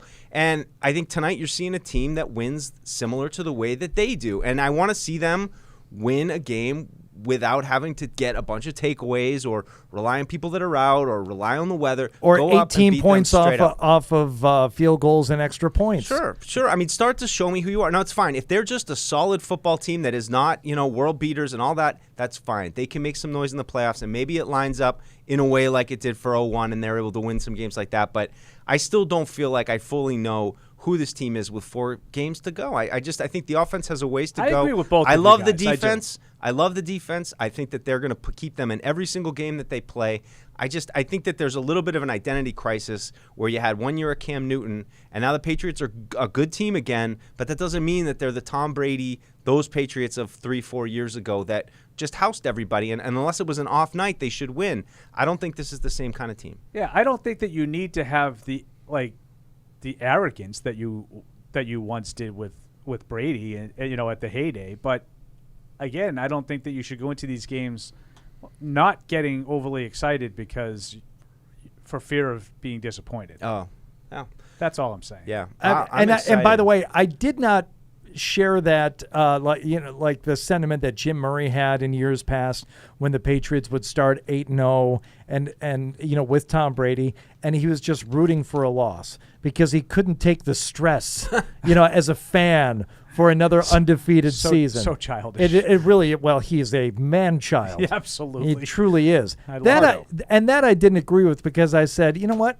You got Tom Brady and you got Bill Belichick. You should go 16-0. And you should have another chance at a 19-0 season. Why not? That'd be awesome. So I was not with him on that. For this team, and I know they have 4 losses. It's not like you're just rooting for them to lose a game. I think it would do them actually some good to suffer a loss on the way in here. And they are on the way in. They are bringing this thing into the barn. Well, it depends what you're. I just think the bye is worth more than a loss is going to be. The bye, depends what you think. You got no margin of error. So if you're telling me that they're going to lose a game now and then win 2 games when they get to the playoffs, then that's the trade-off. But I think if you keep winning, you don't even have to play that first playoff game. You get a day off, right? And then you get to see somebody else here after they got to go. Like I personally think, and look, a lot of stuff is going to happen over the next month. But let's say if they lose to the Colts and the Bills, and they wind up with like the 5th or 6th seed. I think they'll be 1-0. But if they're able to win these 4 games or 3 out of 4 and somehow still manage to get the number 1 seed, then I think you're in the AFC Championship game. Oh, right. Like that's and it's not really a difference in who they are. It's just kind of how it lines up. And it's not a difference in my mentality. Like I don't go into these games saying there's no way the Colts can win tonight. Oh, I think there's a way the Colts can win tonight, and I think there's a way the Bills can win next week. Absolutely. And it doesn't involve the Patriots playing badly. Both of those things could happen with the Patriots playing well and the other team playing well. They might just play a little bit more, well-rounded than you do. Yeah. But I was going to say gooder. But sometimes people gooder. Sometimes people take everything you say seriously. So I stopped worrying about that a long time ago. Tyler in Maryland, go ahead. Tyler. Hey, what's going on, guys? How are y'all? Good. Hey, so I think Hardy's having trouble with this season, just like we all are, because there's really no dominant team this year. Usually in years past, we can look at teams and be like, oh, that team, we know every Sunday they're most likely going to win. I would say the Packers, for the most part, fits that bill, and for the most part, the Bucks. But in the AFC, I want to say the Chiefs, but the Chiefs, they kicked 1 field goal to the Chargers last night, and they're going to lose. And Patrick Mahomes is special for the last 2 scoring drives, but Patrick Mahomes of last year doesn't miss that 1-yard throw. So he threw for 410 yards, and you're killing him for a 1-yard throw that he missed. No. I told you. The Chiefs suck. He played a good game, but just we know he didn't just play good. He was special last year. He was very special last year. He's been very special ever since Thursday night. The NFL. It's called strapping a team on your back Thursday night. No, I think he's one of the top 3 quarterbacks in the NFL. I'm just saying, for the most part, I think any of the AFC teams can be beat this year. Every team I is. think any team in football can be beat. No question. Well, There's Tyler, no great team in the league. Right. Yeah. Correct. That's why I'm excited, because I think you're in that mix. Yeah, I'm not sure that you're there yet. I still think there are. I can list 4 teams immediately that I know in my heart are better Patriots than land. Well, Paul is the most positive. I know there are 4 teams right now that are better than you. I got them sitting in terms of talent. Yes, in terms of talent, probably more teams than that are better than them. Well, but it doesn't matter. In terms of everything, just a better team. They're healthier. Any given they're week, playing better. Any given week, that team will go out there and beat you. Yeah. It's Bucks, it's Packers, it's Rams, it's Chiefs. And those are the teams you're going to might worry about: AFC Championship and the Super Bowl. Yeah, and I'm not convinced on the Bills yet either. Let me tell you something: the way Josh Allen played at the end of that Buccaneers game, anyone who was saying, "Oh, Bill ruined another franchise, they're dead," I said, "I don't bury them. I love those. Don't throw dirt on the Bills' grave yet." And Tom Brady, for as good as he is, and I think the Buccaneers are still a real good team. They held Tom Brady and Rob Gronkowski and everyone else to 3 points in the second half of that game, and Josh Allen went out there halfway hobbled and made that a ball game. I do not count them out yet. I'm not not saying that you got to win against the Bills. Good, that was a good win, and I was proud of the team, the way they played and the way they handled all that. But to automatically say it's like, well, they're going to beat the Bills next week. I don't know that. Not yet, I don't. No, I think all of these games are, except for the Jacksonville one. I think the other 3 games are very much in question. We're watching warm-ups here on the Patriots Pregame Show, fueled by Dunkin. Gunnar Olszewski out there on the field in Indianapolis as the 2 teams get ready to face off here this evening. The one game that's happening here today, as the other one was canceled or postponed, I should say, until Tuesday? Monday. Monday? Yeah. And then a couple of games tomorrow have been pushed to Tuesday. A lot of football. Yeah, a lot going on. I tell you what, those Tuesday games, those really suck for a team. I mean, for a team, not for me. I'm like, hey, let's watch football Tuesday night. Why not? Oh yeah, it'll be great. But for teams that thought they were going to have a an extra day of rest before their next game, all of a sudden, actually, you're going to have a few days less. Right. You're going to get a couple days less than a normal week. Forget about your extra day. It's we're gonna push that back. Right so big game for those two guys right there, Ramondre Stevenson and Brandon Bolden. A lot of touches. Yeah. All right, we're going to step aside here for a moment, and when we return, more of your phone calls, 855-PATS-500, email webradio@patriots.com. I'm going to take some time to drink some of my Dunkin here, and a reminder, Patriots fans, it's always game time with Dunkin. Kick off the action with the official coffee of the New England Patriots. It's the most important game day ritual because it's the perfect way to tackle game day. However you're spending it, we all know the best call for football is Dunkin'. America runs on Dunkin'.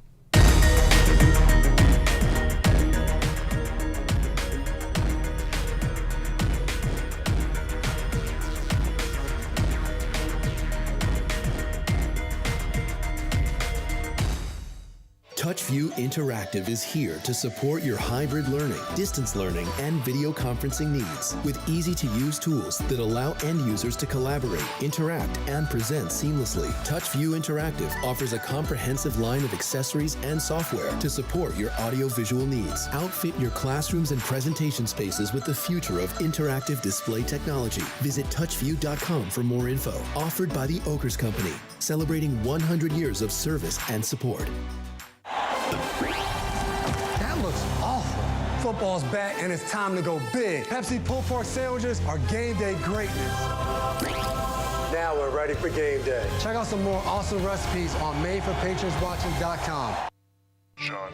Join the conversation by calling the Ace Ticket hotline at 855-PATS-500 or email the show at webradio@patriots.com. I know I'll lose, but I'll still roll up. I'll give you all you can handle. Have some fun. All right. You pack a lunch, pal. Live from our studios inside Gillette Stadium, here's Hardy. Not you two. He's finally left the room.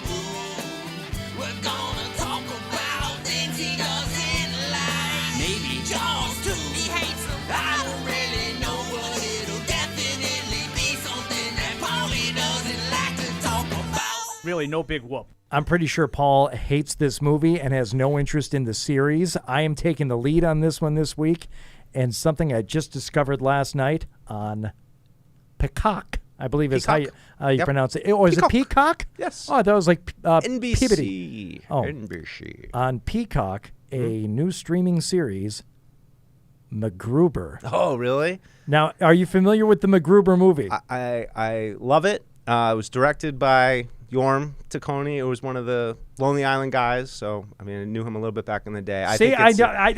You'd think that Deuce and I talked about this beforehand, right? So he knows the director of the original MacGruber. It's a classic. It is an underrated comedy gem. Absolutely, it's an absolute. And they've gem. got a series now. It's a series, and if you enjoy MacGruber the movie, imagine 30-minute MacGruber movies.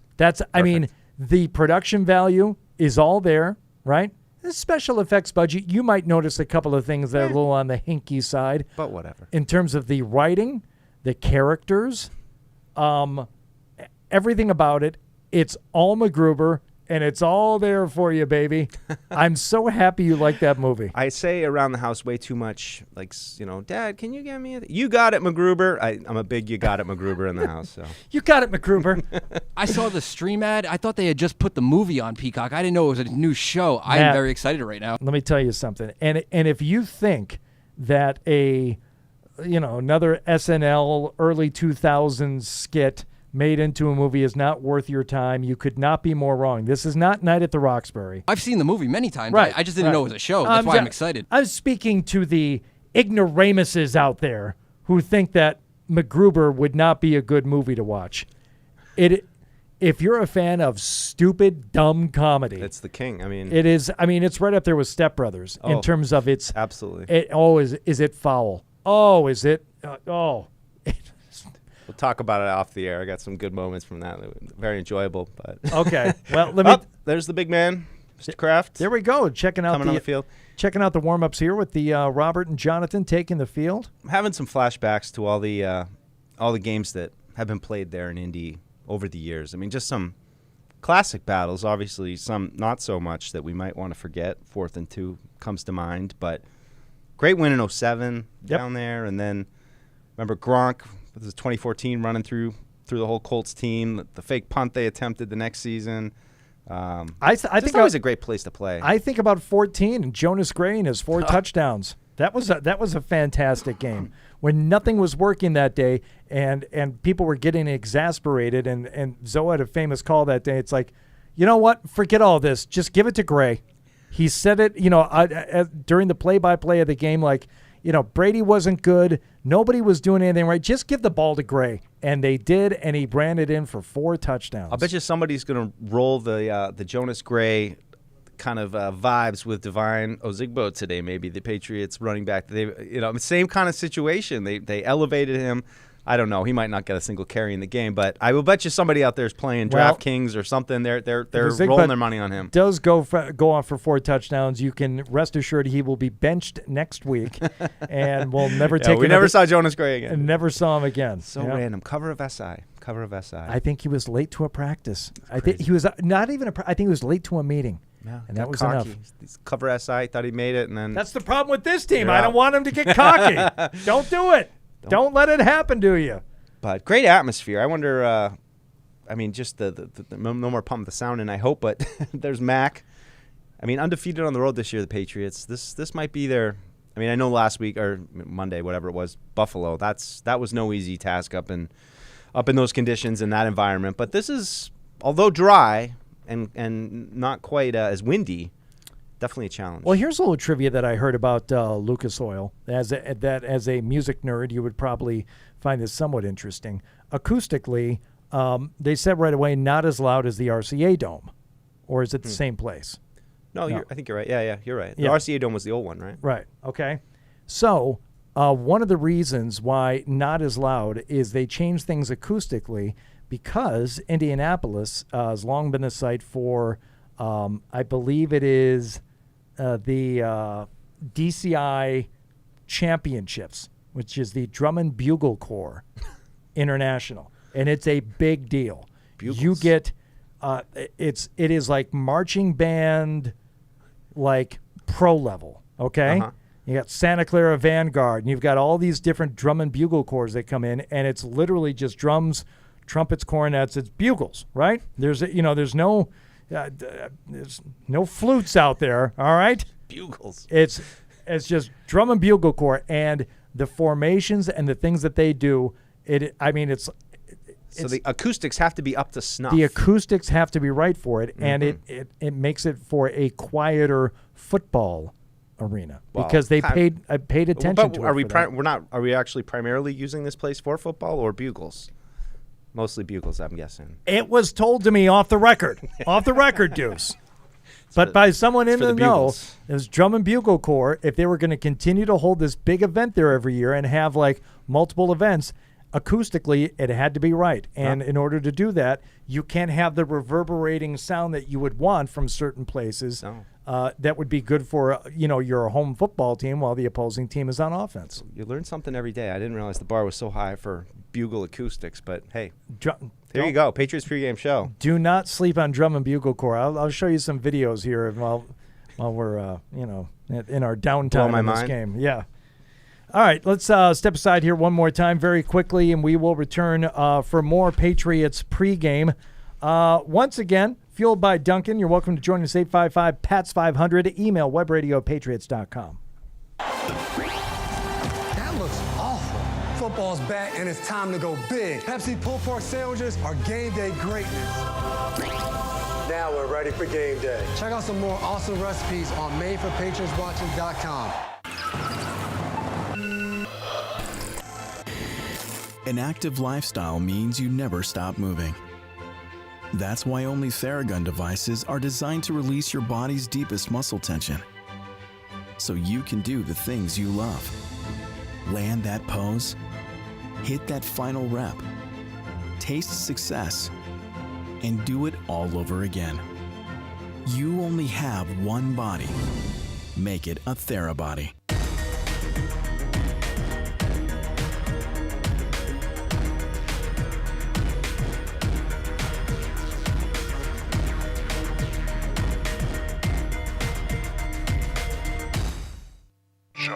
Join the conversation by calling the Ace Ticket hotline at 855-PATS-500 or email the show at webradio@patriots.com. This is my man cave. This is where I put up my trophies. This is where I put up my signed Chris Chelios jersey. Live from our studios inside Gillette Stadium, here's Hardy.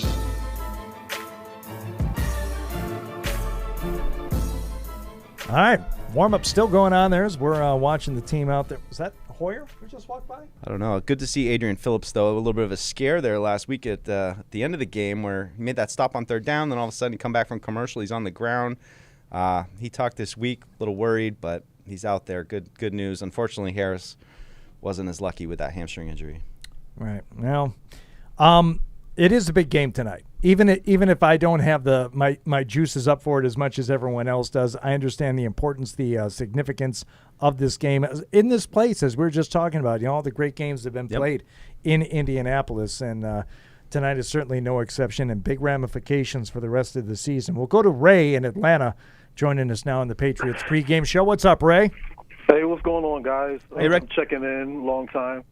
You know, I love and respect all of y'all. But what in the world is wrong with Rob? I mean, he is definitely a great motivational speaker tonight, I tell you. We will be fine. We'll be just fine. And I never, in my history watching them, they never seem to come off cocky.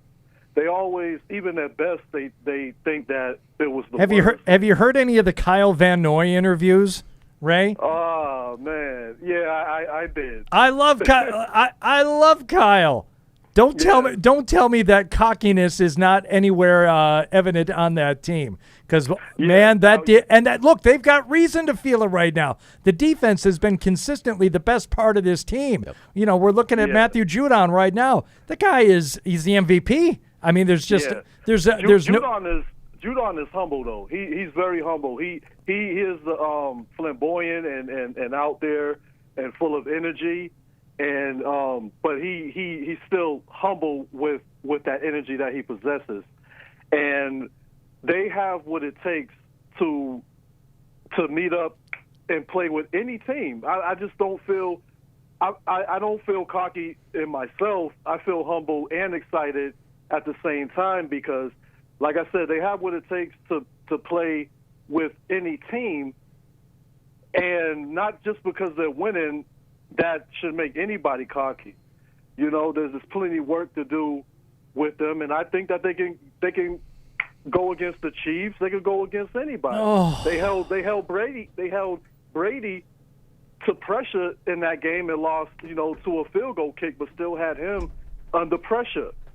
And and they had the Bills. I think that, no team is unstoppable, but I think they found their niche. I think they know what they're doing from this point on. All right. Thanks, Ray. I appreciate it. No, I am not giving a motivational speech to the Patriots tonight. I am in some ways, as Paul pointed out earlier, protecting my own feelings and my own expectations for the rest of the. Well, you know what it's like to be hurt. Of course I do. And I hate that. That's why you need to come see me. Oh man, you just seamlessly. It's right into it. Paul, we just so you know, I know you like to know what we discuss when you're out of the room. Our topic tonight, and hopefully this is not something that you wish you were here for, was MacGruber the series on Peacock. Okay. Yeah, you're okay missing that? Okay. Good. Know nothing of it. Never saw the movie MacGruber. No. Okay. Good. Cool. See, we chose wisely. All right. Good. Good pick. All right. 855-PATS-500. Email webradiopatriots.com. Dallas, who is in Vermont. Wrap your noodle around that one and listen to Dallas speak. Go ahead. Hi, guys. How you doing tonight? Really good. Well, just wanted to give you guys some thoughts for the game tonight. For me, score, I have the Patriots 31-21. and I actually don't think the X factor will be Ramondre Stevenson tonight, only because that's what Indy's expecting. Historically, Belichick has always run the ball down their throat very well, especially in recent years. So I think we're going to use the play-action game tonight, and I can see Hunter Henry being the X factor with 2 touchdowns. That'd be fun. I would like that. I hope and very plausible. Yeah, I hope you're. I hope could you're see right them about throwing that. it more than you think tonight, and I could see play action being a big part of it. Yep. See Dallas there. That's a solid victory for the Pats. It's not a blowout. It's a 10-point win. That's a pretty good beating. Mhm. But I like his breakdown there, and I think that's a reasonable expectation. I agree. I think they so. could. They're going to win 45-3. They're going to win 45-3, and people are going to start with the number 1 seed and how they're going to go to the Super Bowl. There's going to be the Colts are going to kick off, and it's going to end up being mishandled by N'Keal Harry. And the Colts are going to recover at the 8-yard line, and that's how they're going to get their 3 points. Not again, N'Keal. No. You're a wizard, Harry.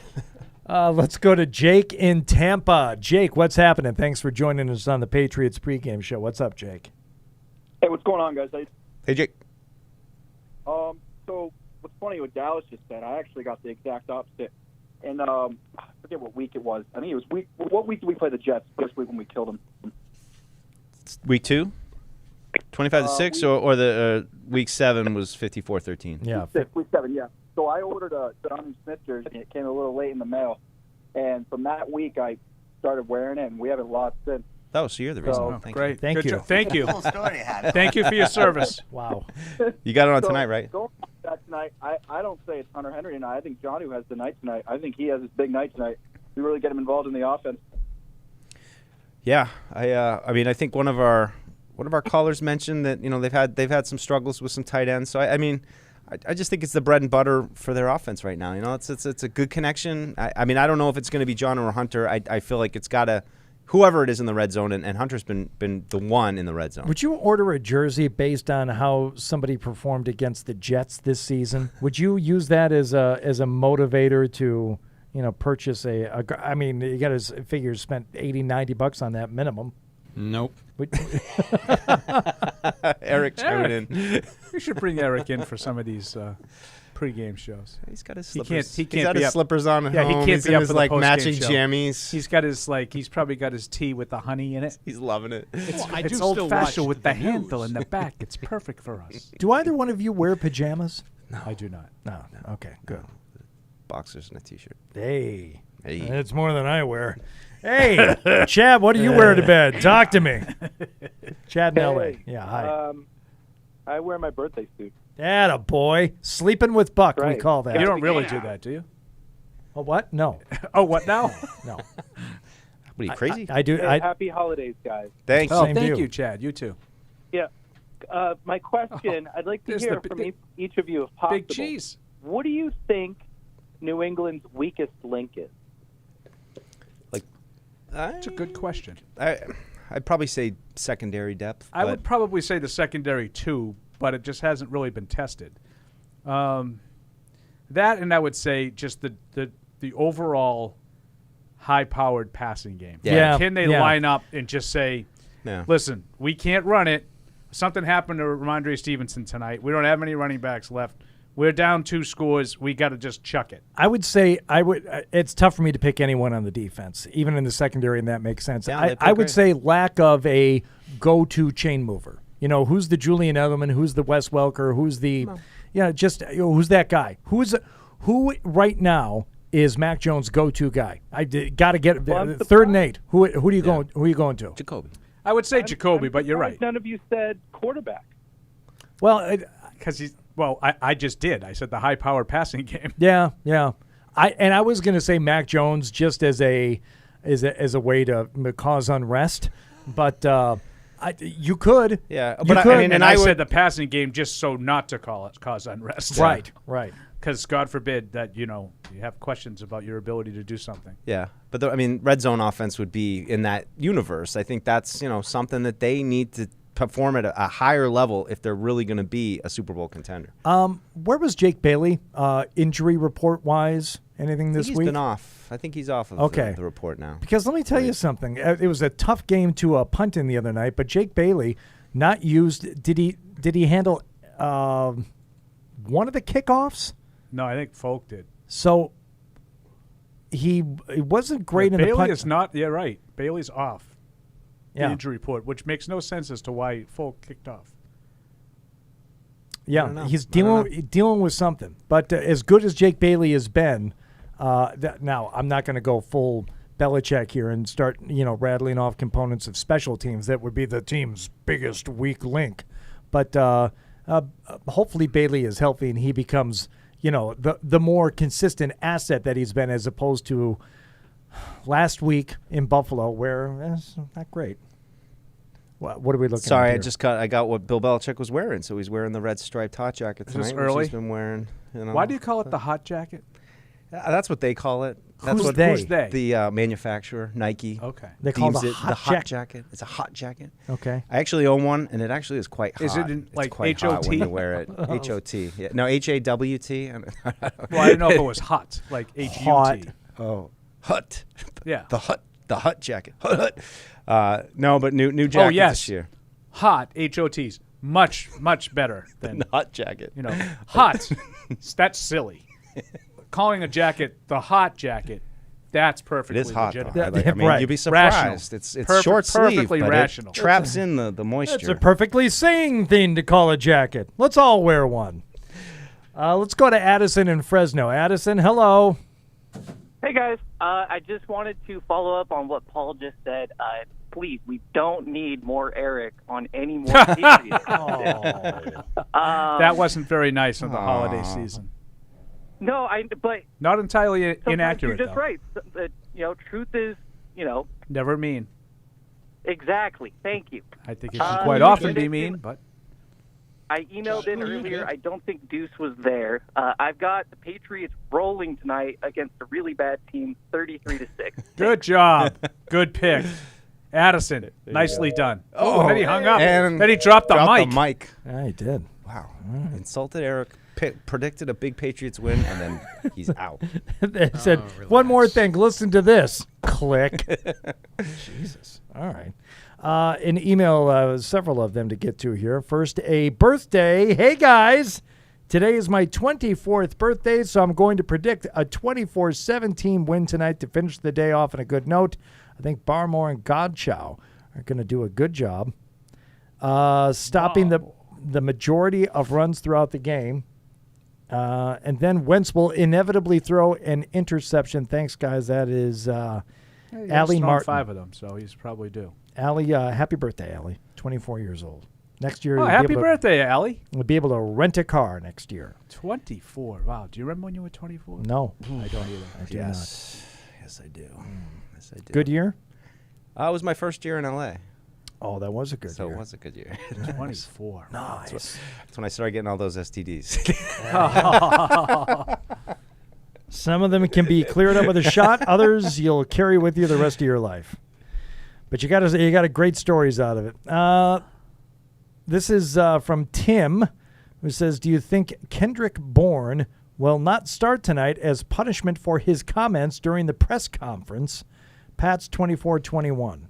Deuce? What did Kendrick... No, I think he'll be all right. He was in response to, as Paul had brought up with Mike at the top, the comments from the linebacker saying we want to make them one-dimensional. And now it seemed as like Kendrick took a little issue with that and said, we can do what we want. We can be balanced. So, yeah, it was a little bit...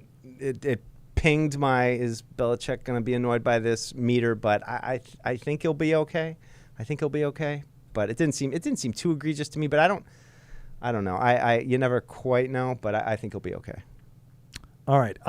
This is from Adam in Gloucester, New Jersey, or do they call it Gloucester in New Jersey? I want to say Gloucester.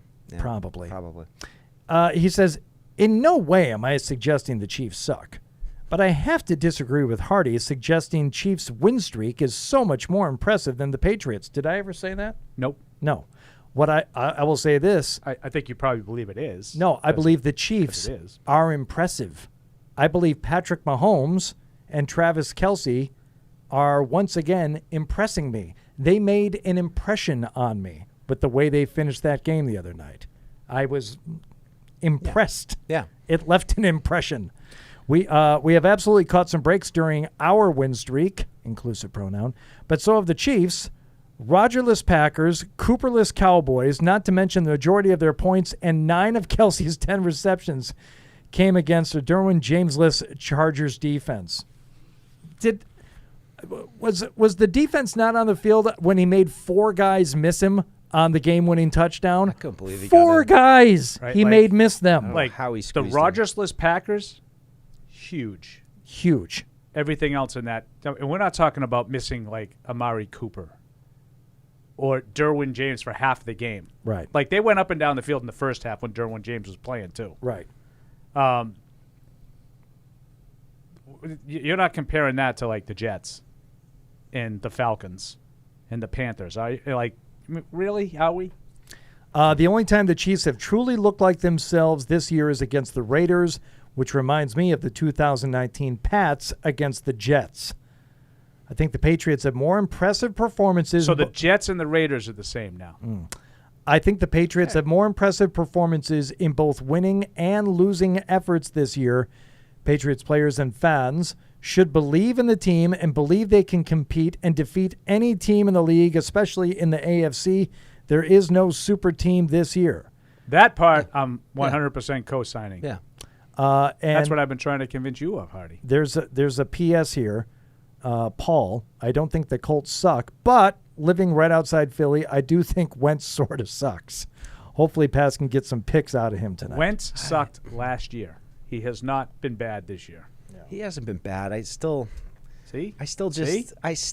don't enjoy watching. So I don't enjoy watching him. So if the Patriots shut him down, I just don't want to hear it because he's not good. I don't enjoy watching him. He's not a good player. Yeah, he's sneaky sucky. He sucks. What do you make of Greg Doyle there from the Indianapolis Speaking Star? of sucks, yeah, that's pathetic. Like I am not. Did anybody read it? Because once I saw the paywall, I stopped. I didn't read it, but I listened to Felger read it, so that's good enough for me. I got a 3-year subscription just to read it.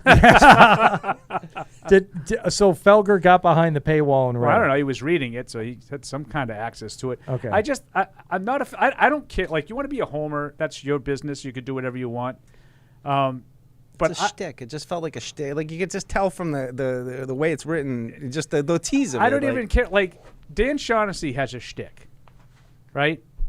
But he's like a reasonably gifted writer. Right. Oh yeah. Like, I don't think it takes like any kind of talent to say, McDaniels is an idiot, Belichick is a jerk, like this moron. It like, what is that prove? Like, what are you, like a tough guy so I can call them names? Right. And I'm not trying to come off as the homer on this side defending the wall. I'll leave that to others. Like that, believe me, there's enough people in New England that'll do that. But I just. If you're gonna take the shots, be clever. Have something of substance to bring to the table. Like I don't get butthurt if you make fun of Deflategate or Spygate. It doesn't bother me at all. It doesn't bother me because I but think be clever about it. Right. Bring me something new. Now, if you hate the history and hate everything that's gone in there, and you want to write about how this game is a fun one to root against just in terms of like fandom and how you still have a team to hate, that's fine. But to say, I hope they kick their ass too. Right. Like that's just not good writing. But that's my point. Yeah. Like I'm not offended that he thinks that McDaniels is a jerk. Or that he thinks that they were done dirty. I'm not offended by that. Like I leave that to the Jerry Thorntons of the world. They can be offended by that. Like I'm not offended by that. But I'm offended as a journalist. As someone who pretends to try to do something with some sort of creativity for a living. Like, that's offensive how badly written that was. And this offends you as a Patriots employee. It offends me as a writer. Like, don't you, you agree? Like, yes. The twerp. Like, the premise of his column is the Colts are better off for it. I would largely agree with his premise. But he made no salient points in the column at all. It was just dumb. Oh, boy. Let's see. Hey, guys. And he's a clown. This is, I don't know Greg. I'll stoop to his level. He's a clown. All right. I don't know Greg Doyle at all. Nick in Sacramento, he said, hey, guys, a few weeks back on Patriots Unfiltered, some dude called in that left Hardy in a bit of sorts. Oh, really?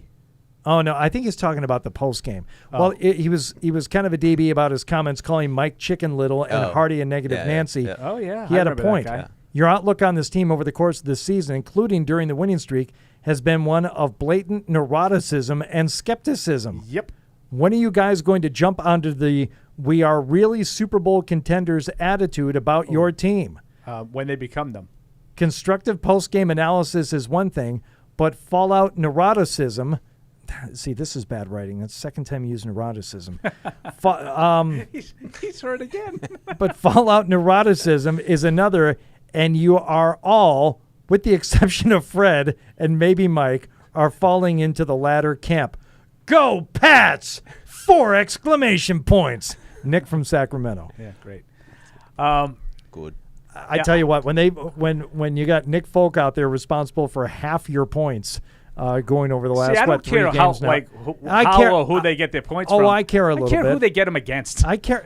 I care who they get them against and how they get them. And if Paul, more to my point, if you're doing it against bad teams and you need your kicker to put half your points on the board, I think it's okay to be a little neurotic. I think people, because they won 7 in a row, now think that they won those games earlier in the year against Dallas and Tampa.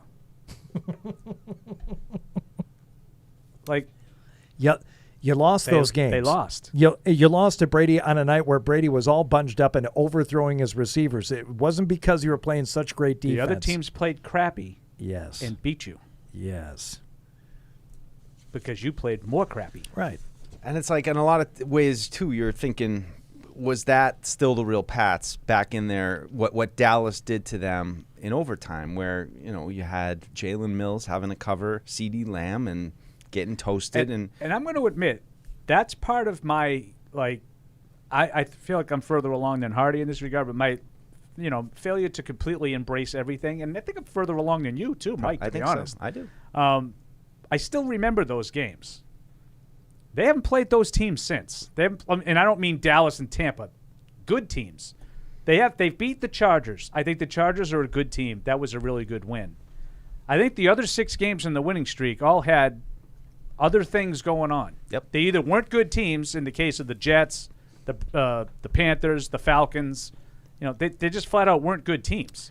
Or they were good teams with a mess of personnel absences in Tennessee and Cleveland. I have a much easier way of summing up my feelings on all this because I don't take anything away from the wins, Paul. I don't take anything away from any of it. I don't take anything to the losses either. The losses happened.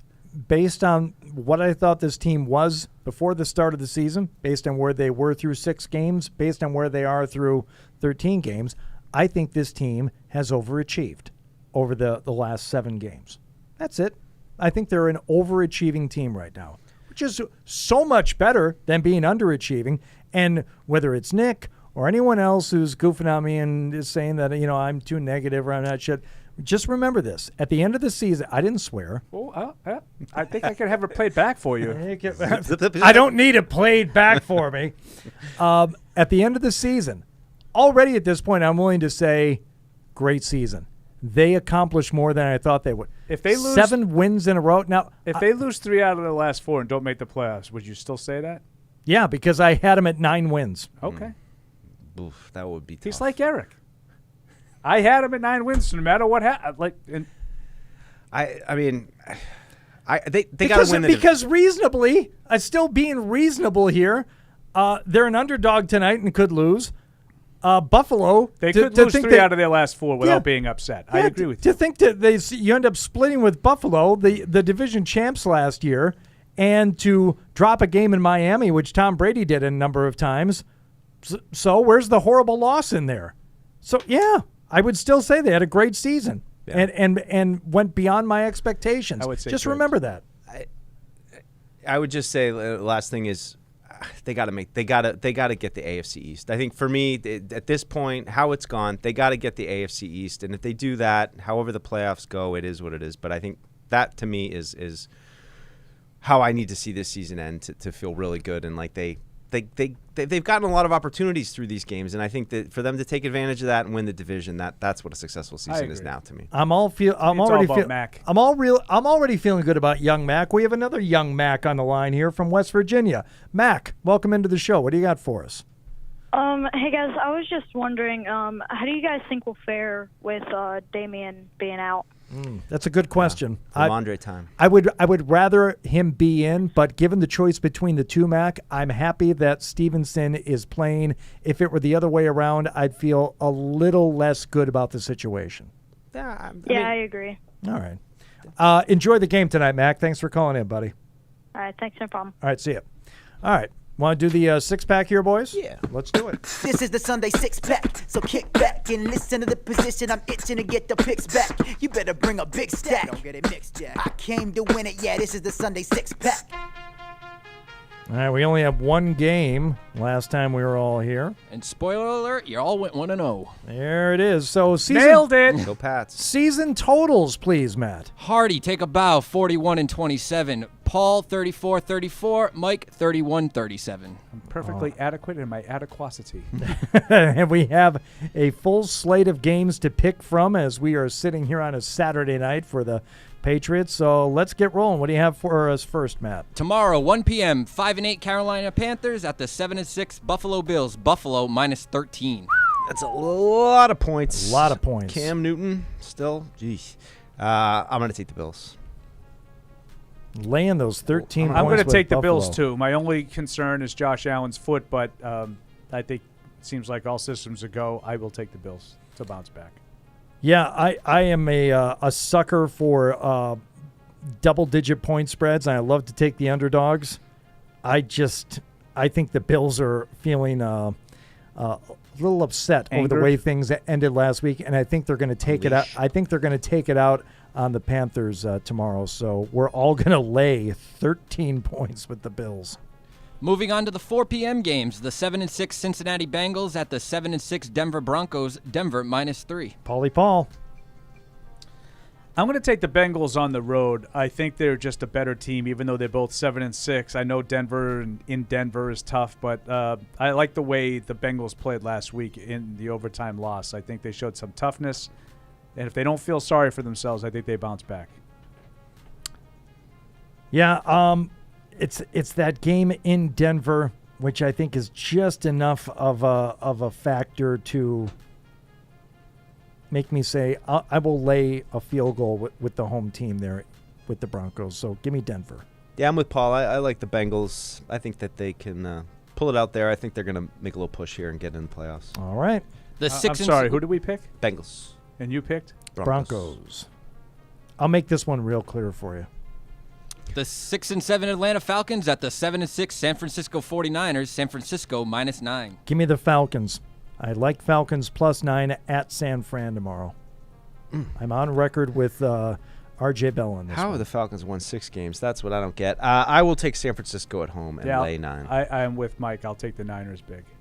The 10-3 Green Bay Packers at the 8-5 Baltimore Ravens. Green Bay -6.5. Ooh, looks like I'm back up. I'm going to take Green Bay. I guess Lamar's still wait and see, but I'm going to anticipate he doesn't play. Take the Pack. Yeah.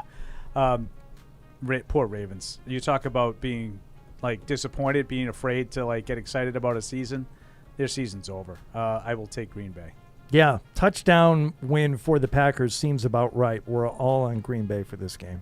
Sunday Night Football, 6-7 New Orleans Saints at the 10-3 Tampa Bay Buccaneers. Tampa -11. Paulie Paul? I know you're not supposed to do this because the Saints have really controlled Tom Brady and the Bucs in the 2 years that they've been there, but I can't do it. I think the Bucs are rolling right now, especially at home, and I think that they pile up a ton of points and win going away. Yeah, Saints are dealing with some COVID issues here too. Yeah. I think I didn't even know that. Sean Payton. What's that? I didn't even know that. Sean Payton. Oh yeah. Yeah. Yeah. Give me the Buccaneers laying 11. Yep, I'm on the Bucs. And lastly, the 9-4 New England Patriots at the 7-6 Indianapolis Colts. Indy -2.5. I like the Patriots to win tonight. I am stealing the prediction from a caller earlier in the show. 27-21 Patriots win. Yeah, I think the Patriots just have their dud tonight. I'm going to take the Colts to win 27-17. I am taking the Patriots to continue this winning streak. I think their momentum carries them through. I don't have a lot of analytical reasons. I just think that they've been protecting the ball pretty well. And I am not convinced that Colts defense can come up with stops if it doesn't get takeaways. So I'm going to take the Patriots 27-24. All right. So there we go. We are in the books for this Patriots pregame show, fueled by Dunkin. Thank you for everyone for calling in and for writing in. We hope that you'll join us after the game for what will be a late post game tonight from Indianapolis, where the Patriots will be playing. Beamed all the way back here to Foxborough, where we will be monitoring and then doing the post-game shows. We hope you'll join us then. Thank you for listening and watching. Thank you for downloading this podcast. Subscribe on Apple, Google Play, and everywhere else you listen. Like the show? Please rate and review us. Listener comments and ratings help keep us high in the podcast rankings so new listeners can find us. Be sure to check Patriots.com for more news and more podcasts.